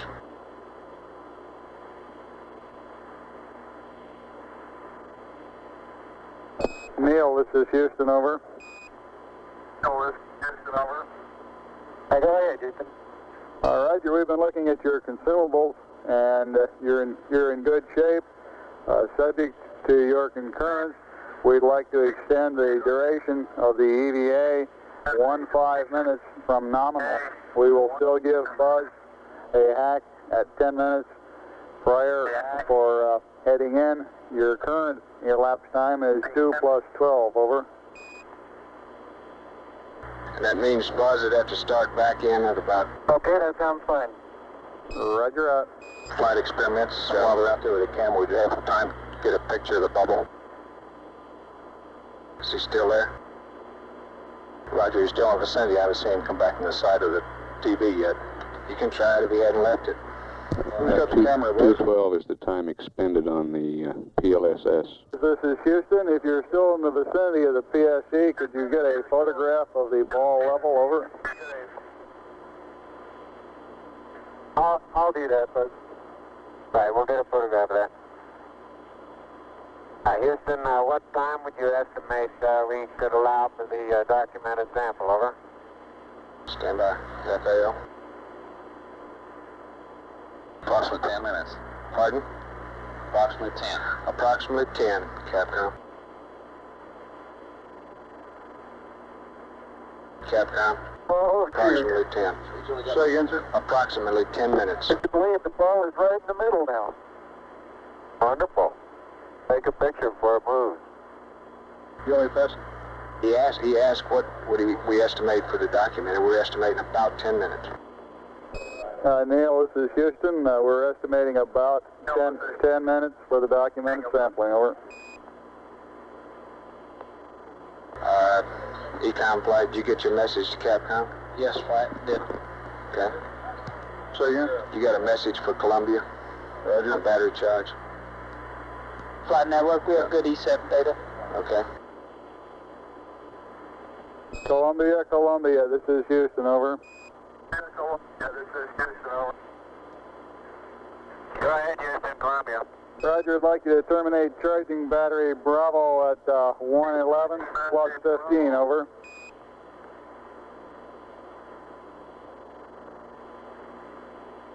How about right now? Roger.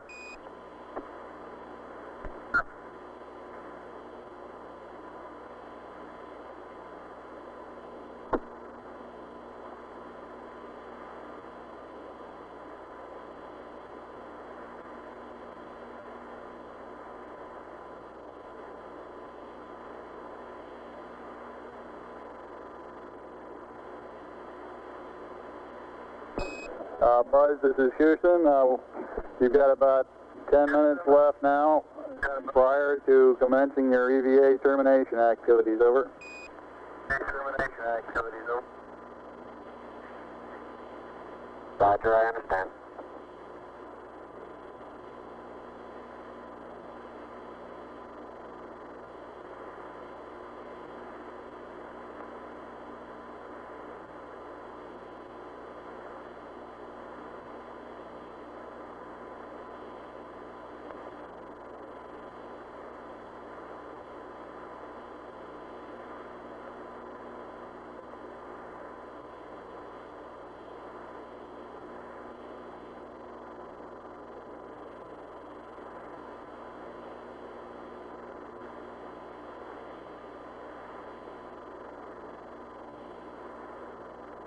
Flight experiments. Go ahead. Roger, we've uncaged. Working well. Say a lot of short period seismic activity. Short period Z. You want to pass it up? Yeah, you can tell them we're seeing some info on that. Tranquility Base, this is Houston. The passive seismic experiment has been uncaged, and we're observing short period oscillations in it. Over.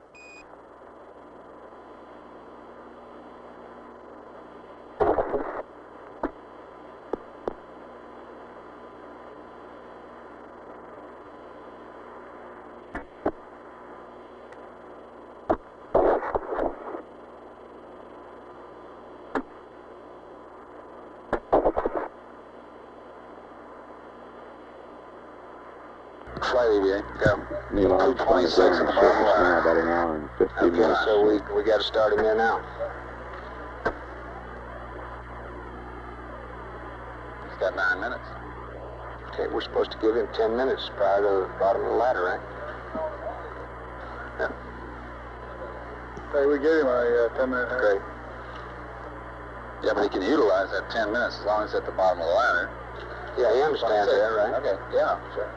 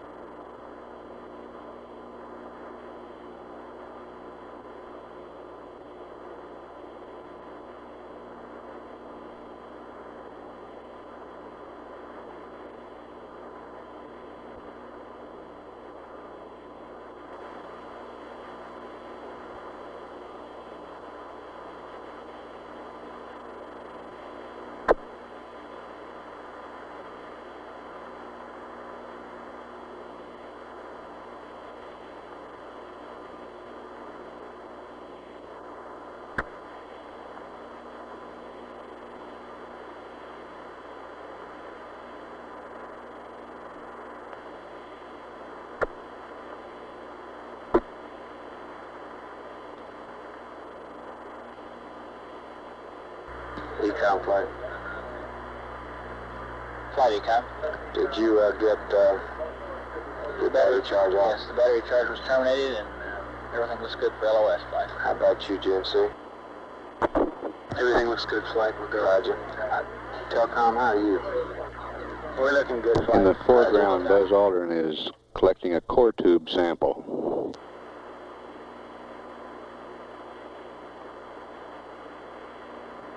I hope you're watching how hard I have to hit this into the ground to the tune of about 5 inches, Houston. Roger.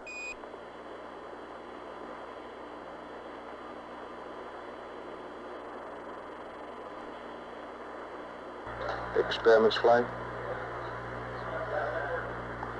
It almost Two looks core correct. tubes and the solar winds, what you want?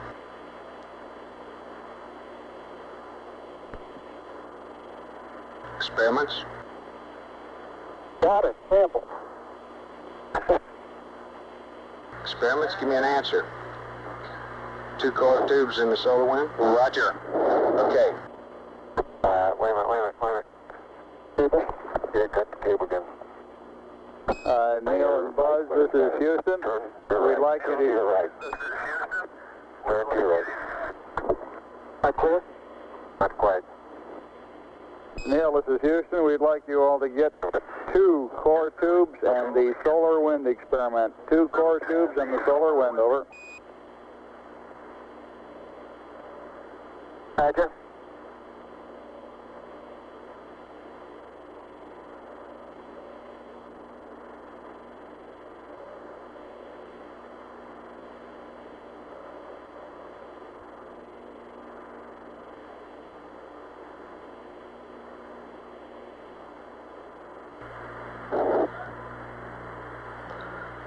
The core tubes provide material. Experiments. Go. We have seen the core samples as he was taking those on the seismic data. If possible, sometime in the next couple minutes before he comes in, if he can get a little jump, which he was planning on doing at one time as he left the PSC, we'd like to have it. A jump. Roger. Let's let him get through with what he's trying to do.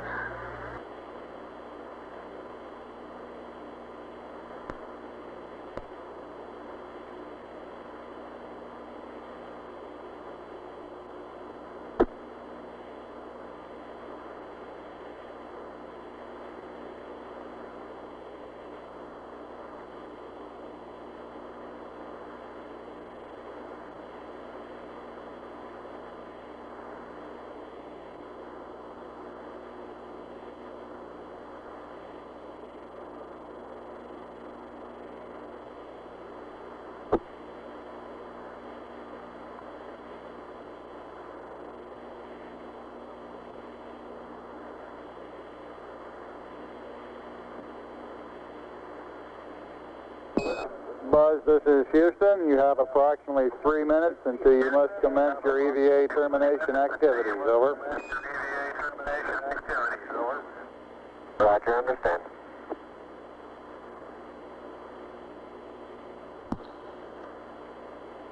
Columbia, this is Houston. Approximately 1 minute to LOS, over. 1 minute. Columbia, Roger. And do you plan on commencing your sleep on the backside this pass? If so, we'll disable uplink to you while we're talking to the LEM, over. Capcom flight. Good flight. After we get this core tubes and the solar wind, if we can get anything else into that box within the time. Houston, were you able to record in a documentary way where the 2 core tube samples were taken? Do we experiments? Negative. Tell them what I said, Capcom. Yes, we want to. I didn't get a stereo pair of those tubes, but they're right in the vicinity of the solar wind. You said anything else they can get in the box? That's right. Neil, this is Houston. After you've got the core tubes and the solar wind, anything else that you can throw into the box would be acceptable. Columbia. I do.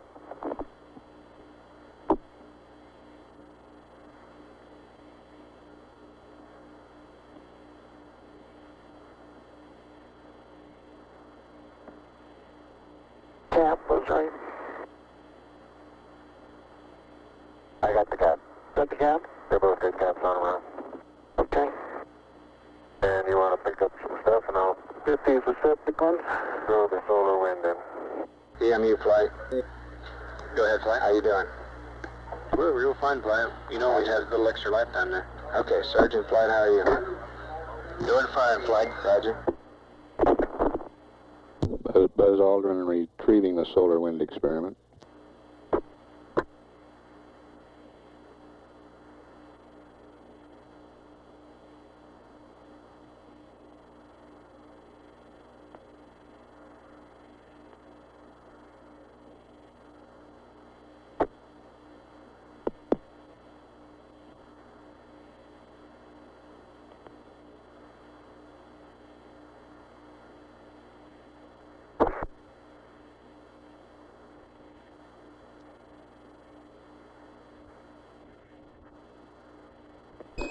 Buzz, this is Houston. It's about time for you to start your EVA closeout activities. Capcom flight. Go ahead, flight. Who gets the film? Roger. Buzz or Neil? On the close-up camera? Roger, I'm looking They've now. been on their life support system. On their life support systems, 2 hours and 25 minutes. How about film magazine?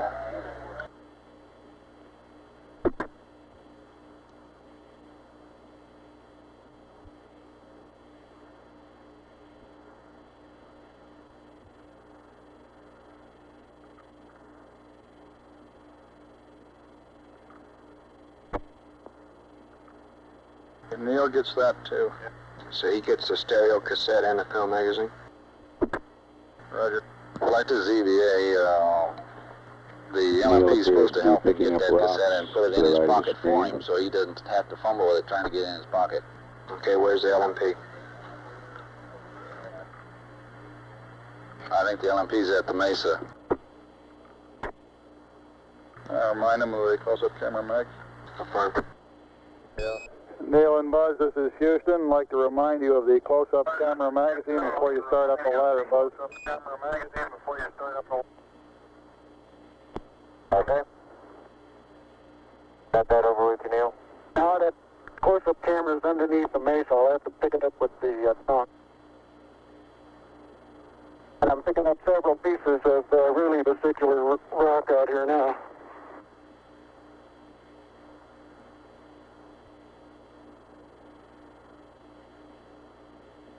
You didn't get anything in those environmental samples, did you? Not yet. I don't think we'll have time. No, they don't have time for that, Capcom. Press on with the close-up camera and close out?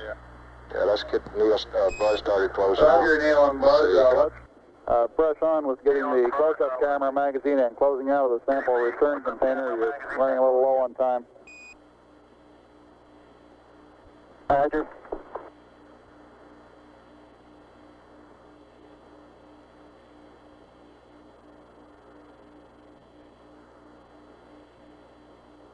We want to keep a good margin in those portable life support systems.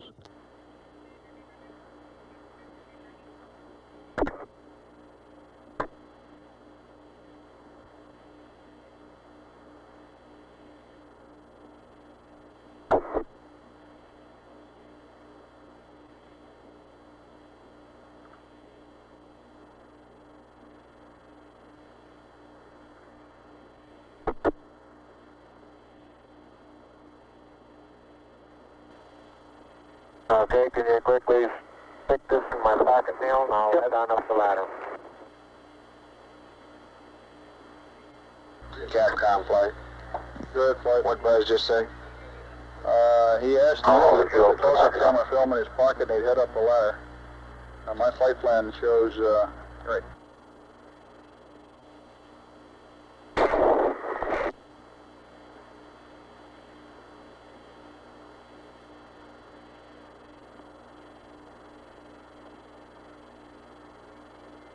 Around there, fella.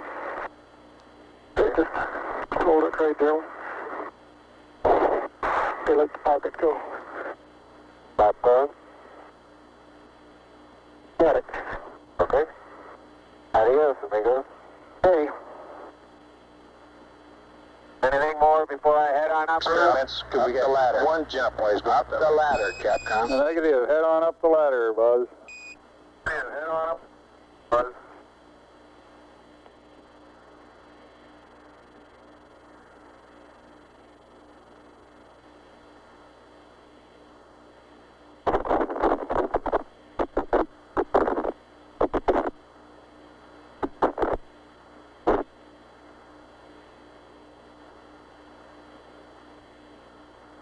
That white dot right above the horizon on the right is a phosphorus spot from the TV converter in the Park station in Australia.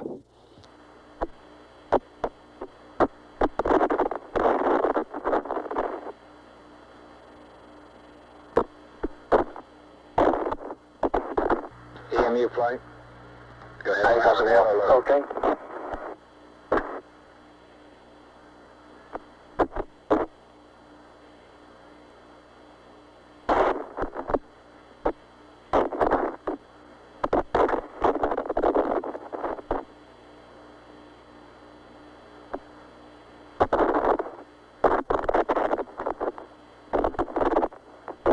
You get the solar wind roll there? Right, that's it right there. Okay.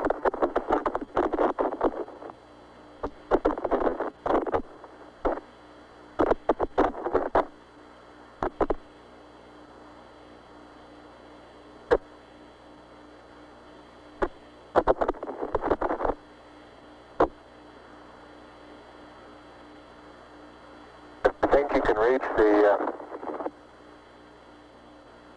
this hook that's hanging over here. You might entertain the idea of sending up the second one that way. Okay.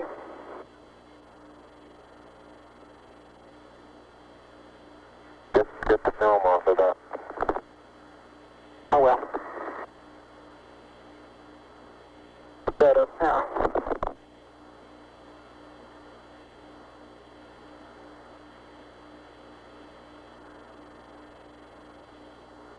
Okay, I'm heading on in. Okay. And I'll get the LEC already. About 5. Telcom, control flight. Go flight. Watch your switches and circuit breakers now. Hi, Raj.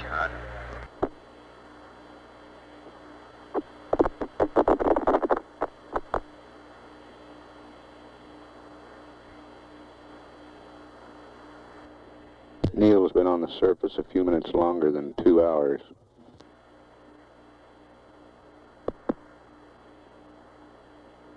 Buzz, approximately 20 minutes less than that. Neil, this is Houston. Did the Hasselblad magazine go up on that sample return container also? I've got the Hasselblad magazine hooked to the SRC now, yeah. Roger.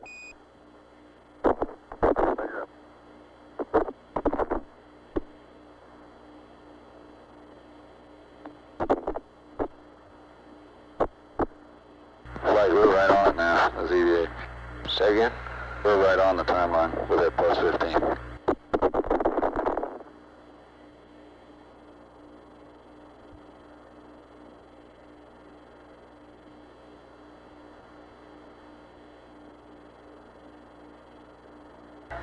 Ecom GNC flight. Flight Ecom? Okay, well, Mike's on the backside now. Let's get everything in order. How you doing, Buzz? Configuration for sleep on the CSM.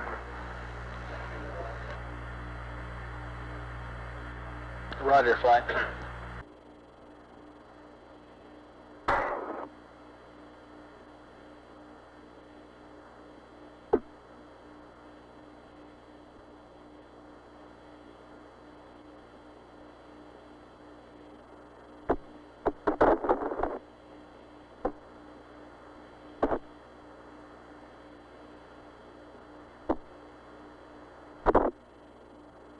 Ready to send up the LEC? Yeah, just about.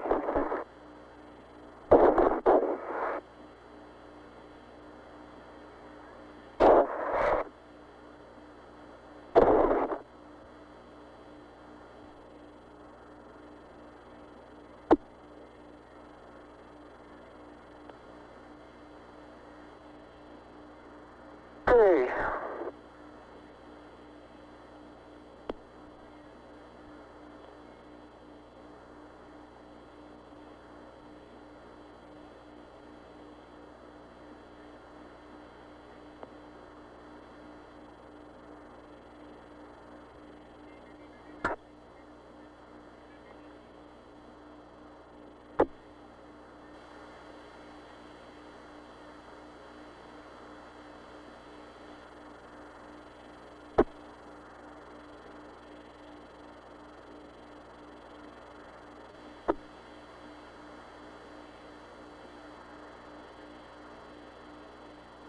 Okay, that's got it clear.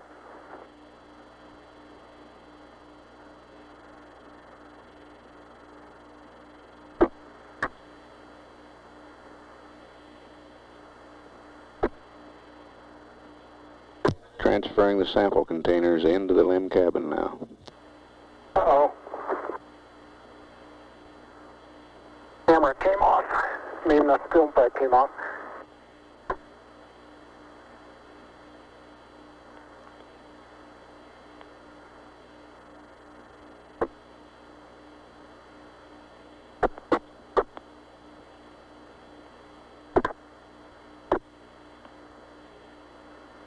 Okay, just ease it down now. Don't pull so hard on it. Alright, let it go.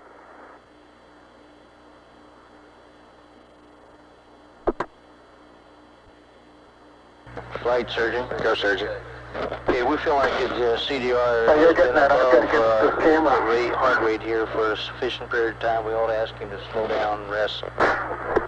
You want an EMU check? Okay, Yes, sir. this one's in no problem. Let's Okay, get an stand by, EMU bud. check on the commander.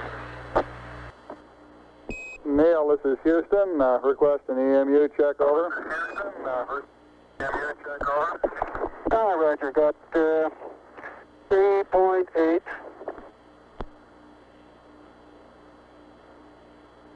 And I got 54 on the O2 and no flags. And my flow is in. Flight experiments. Go. Lake Observatory, dig, get a return on the laser. Roger.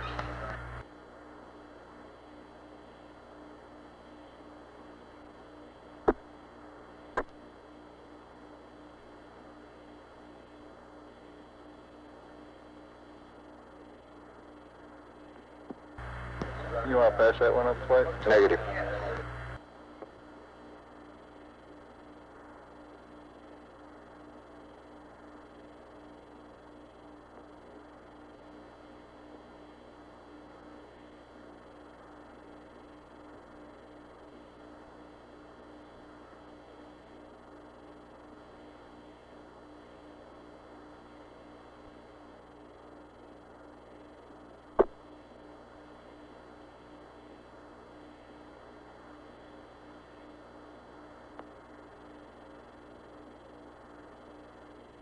The Lick Observatory in California reports a Campground flight. return on the laser. Good, Flight. No response necessary, but we're in good shape on consumables on CDR. Roger, how about buzz? Same story. Neil and Buzz, for your information, your consumables remain in good shape. Out. In good shape. Roger. That's coming, Neil. Okay, I've got one side hooked up for the second box, and I got the film pack on. Okay, good.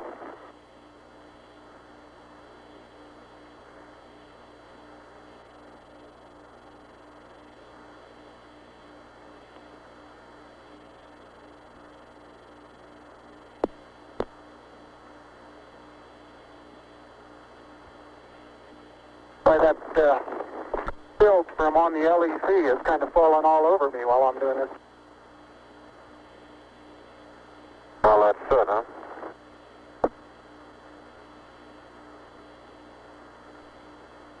It looks like down here.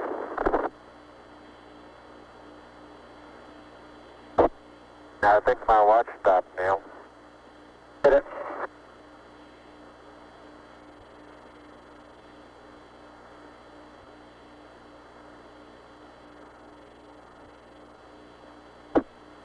Flight EVA. Go.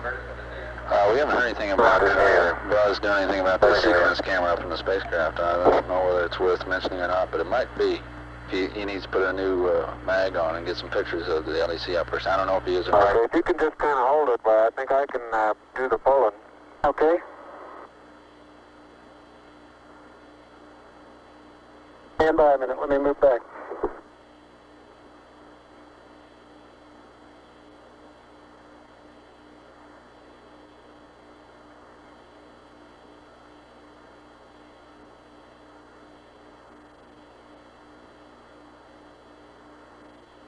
Okay, easy.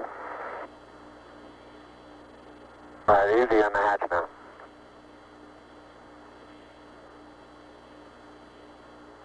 Okay, I'll get it the rest of the way.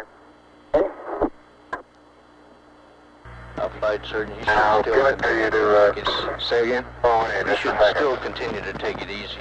Have a little more. This is the hardest part. I know it.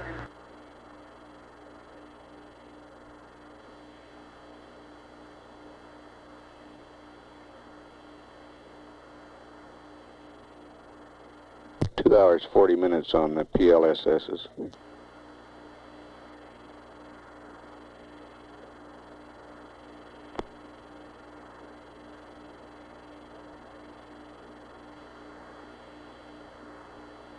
Buzz? Okay, it's unhooked. How about that package out of your sleeve? Is that? No. Okay, I'll get it when I get up there.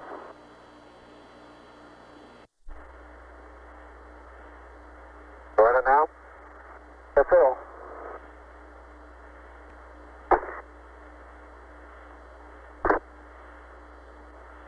Okay? Okay.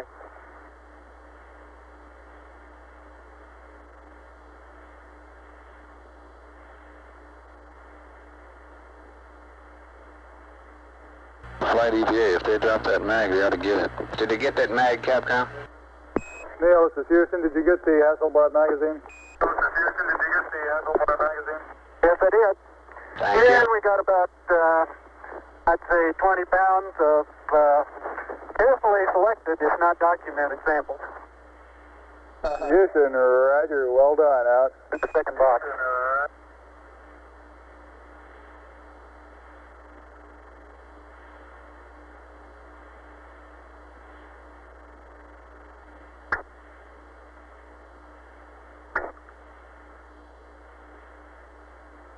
Unofficial time off the surface at 1:11:37:32. Now start arching your back.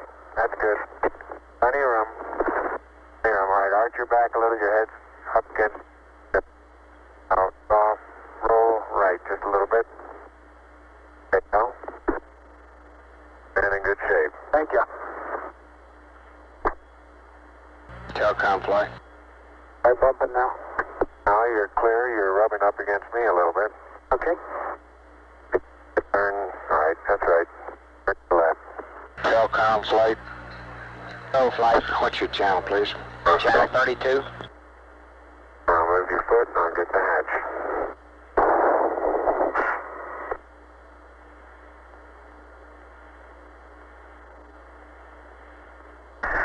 Okay.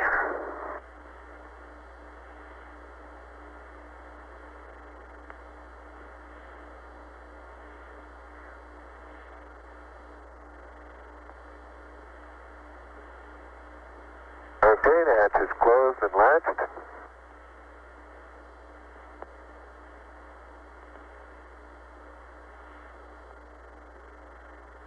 And verified secure. Okay. Yeah, that's what I'm looking for.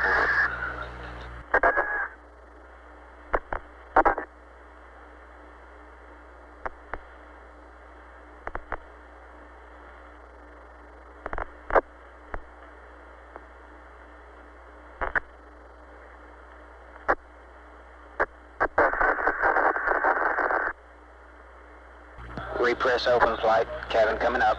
Roger.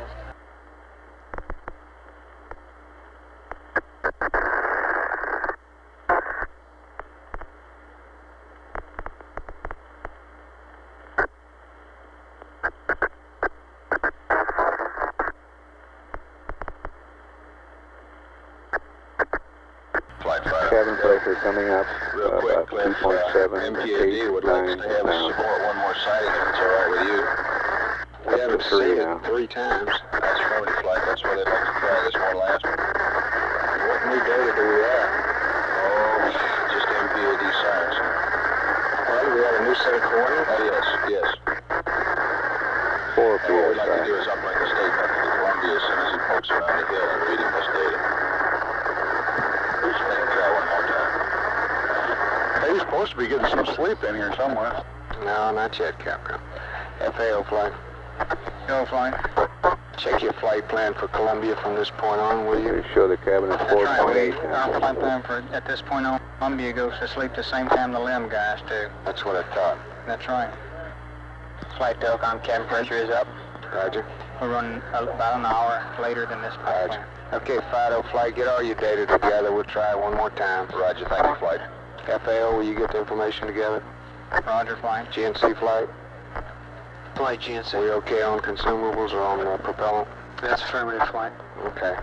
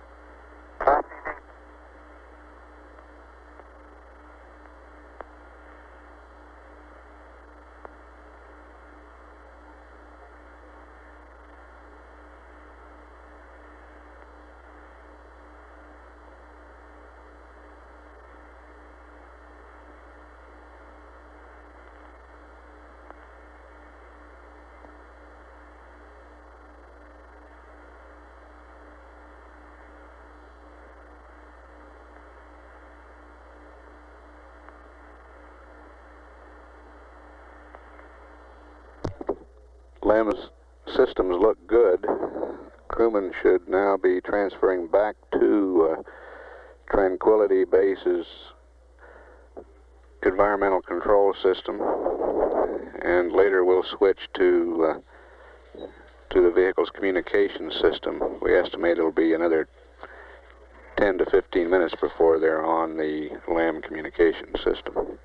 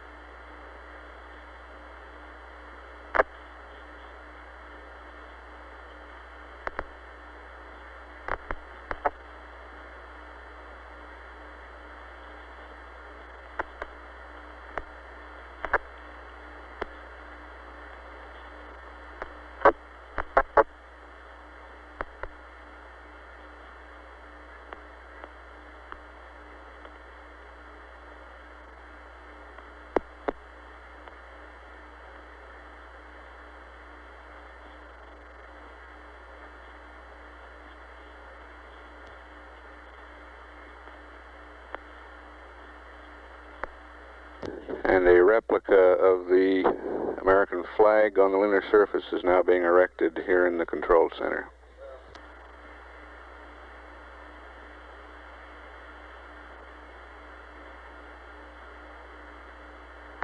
And a replica of the plaque on Tranquility Base has been hung on the wall.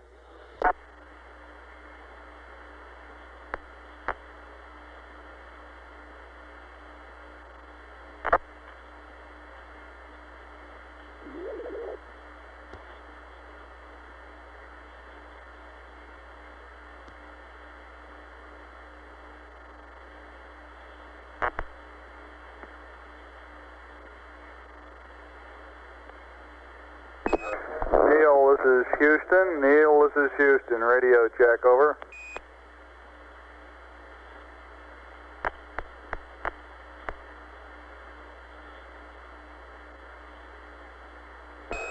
Buzz, buzz. This is Houston. Radio check, over.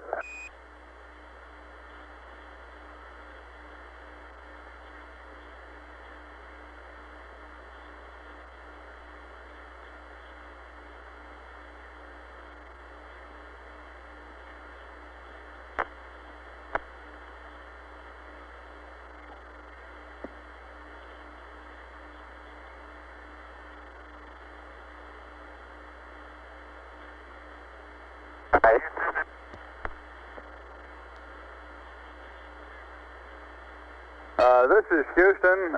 I copy a transmission calling Houston. All else was broken up, over.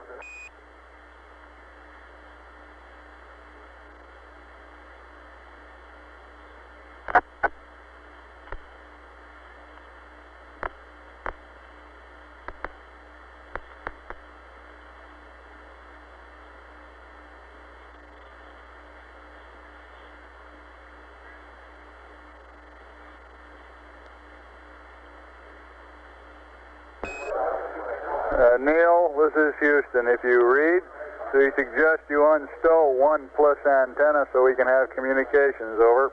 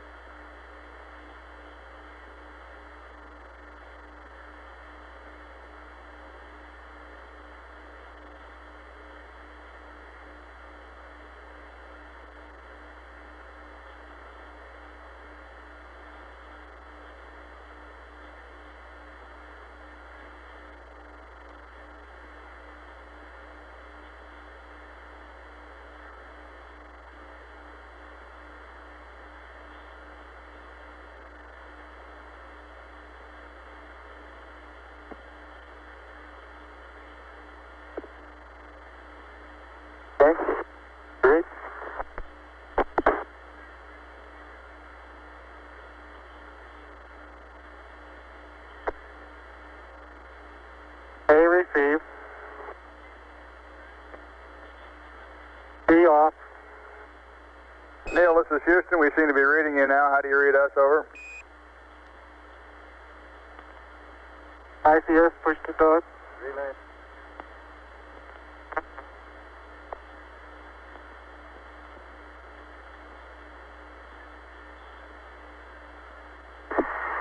Houston, it's Tranquility. How do you read? Tranquility Base, this is Houston. Loud and clear. How us? Loud Loud and clear. We're in the process of switching over to LEMCOM here. Roger.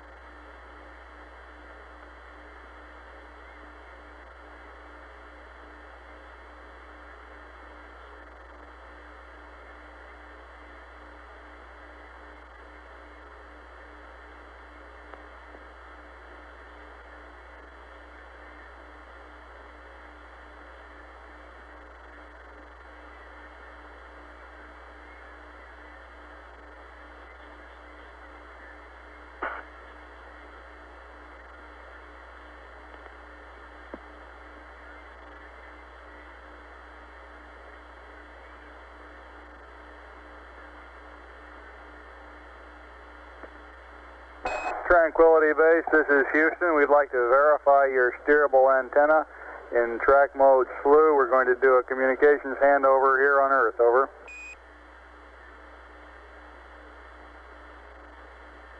Roger, that's affirmative. We're in track mode slew. Roger out.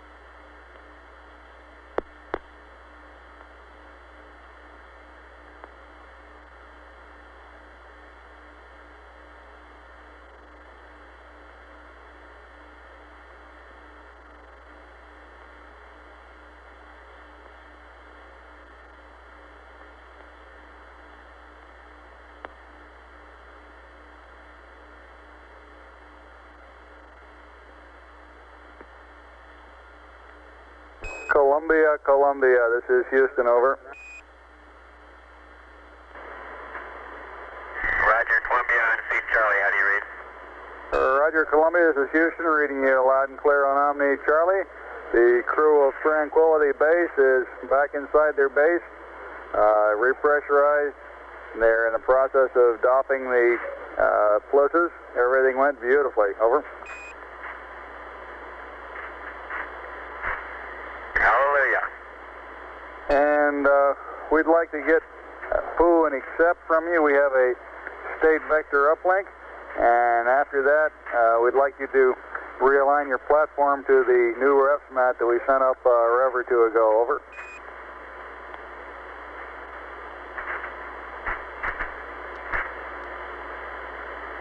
All right, understand. You want a option 1, please do option 1.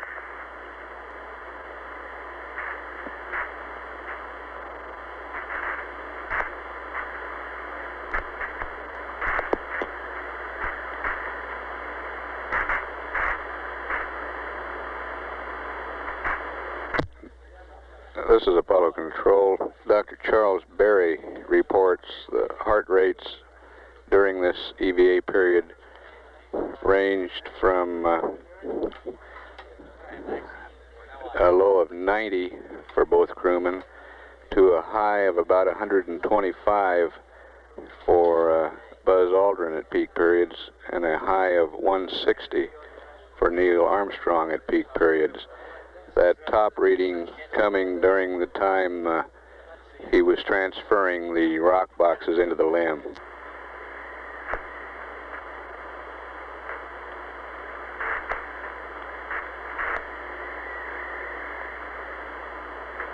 Dr. Berry says the data they got indicates Neil was working very hard at that time.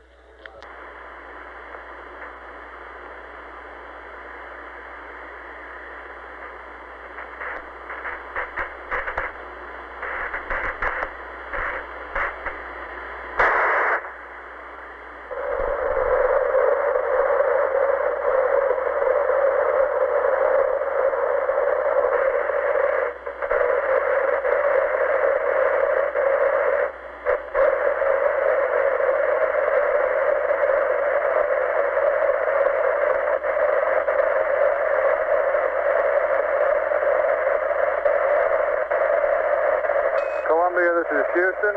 We're going to uplink you a new state vector, and then we'll send the ref mat up again because sending the state vector up will wipe out the one that you have on board, and then you can do a P-52 option 1, over.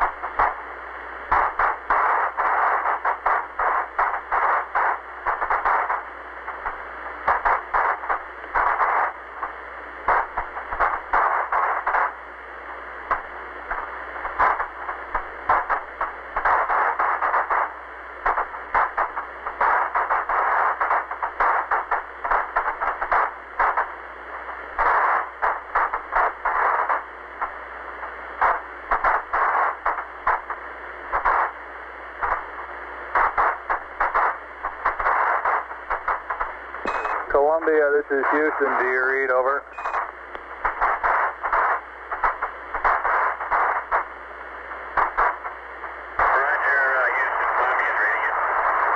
Okay, Columbia, we've completed the uplink. The computer is yours. You can go to block. However, we'd like you to hold off on the P-52 option 1 align until after you pass landing site 2. And we're requesting that you perform another P-22 and attempt to find the LEM this pass. I've got some numbers for you when you're ready to copy. Over.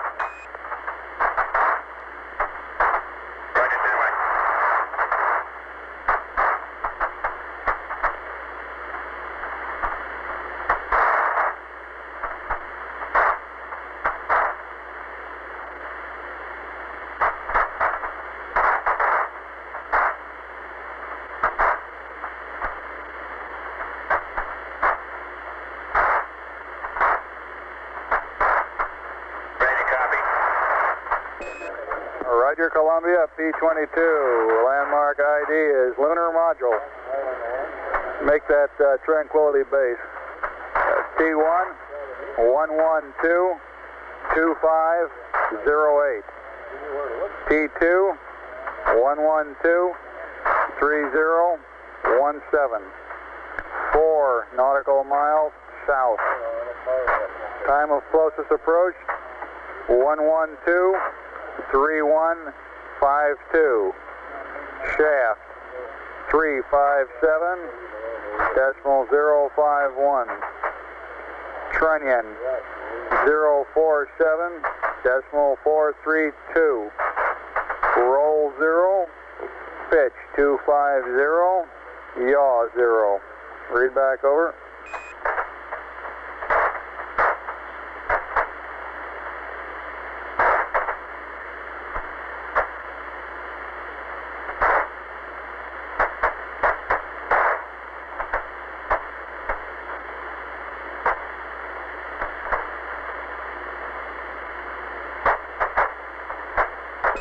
Columbia, this is Houston. Did you copy my P-22 update? Over.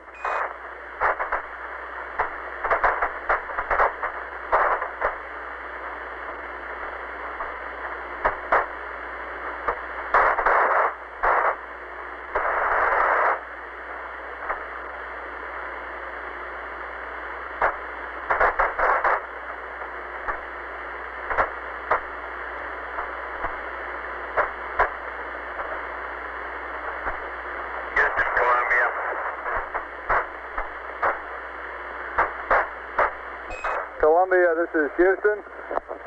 Did you copy my P-22 pad?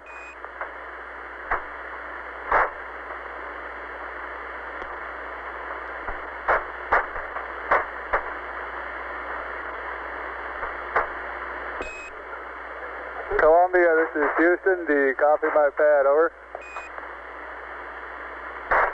Negative, Bruce. Just give me the latitude, longitude over 2, altitude, and the grid squares. Never mind the other, you're broken up. Stand by.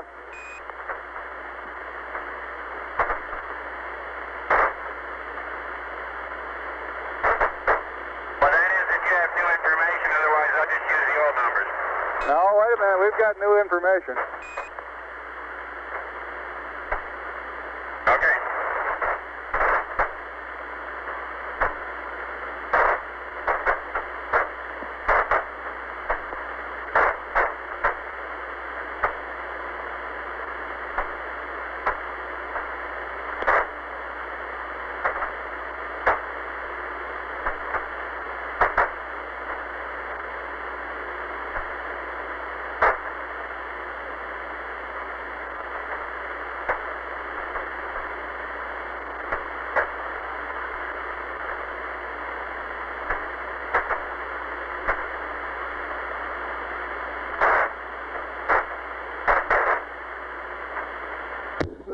This is Apollo Control at 112 hours 19 minutes. The inhabitants of Tranquility Base are still in the post-EVA cleanup period. Still have not fully configured the voice communications. However, we are getting telemetry, good telemetry from Tranquility Base, showing a cabin pressure of 5 pounds per square inch, temperature of 60 degrees. We expect to establish communications before too long.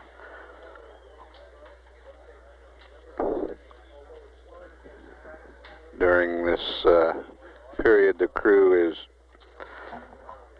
removing the portable life support systems, checking over their spacecraft systems, getting ready for jettisoning equipment from Tranquility Base. The cabin will be depressurized before too long, and equipment will be jettisoned onto the lunar surface. Tranquility Base, this is Houston. Can you give us some idea of how you're progressing on the bliss doffing and preparation for depress?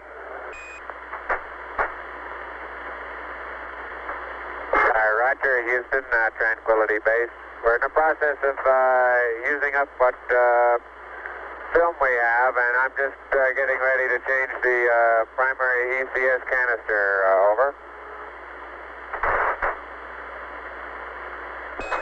Roger, Tranquility. We'd like to hold off as long as possible on the lithium hydroxide canister. Make that one of the last things you do in getting ready for the depress if you can, over. Roger, we're planning on doing that. I'm just wondering how much longer we want to wait, though. We've probably got another half an hour's worth of picture taken, and I guess we could run through an heat cycle and then change the canister and then depress, over. Roger, that sounds fine to us. Well, it'll be a little crowded in here for a while. Oh, we don't mind a bit.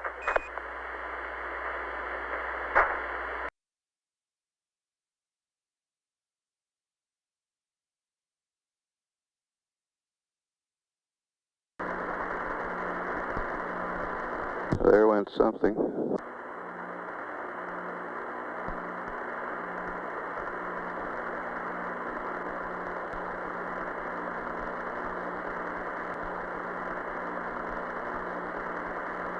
Looked like a portable life support system.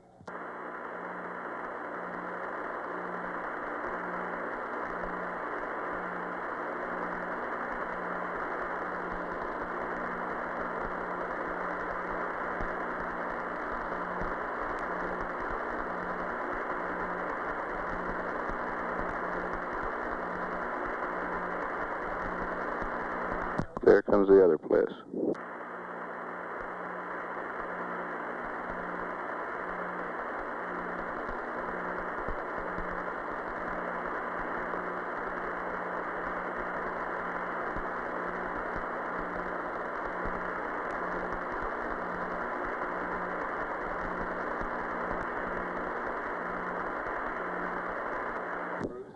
The experiments console reports the seismometer recorded both the impacts of those portable life support systems.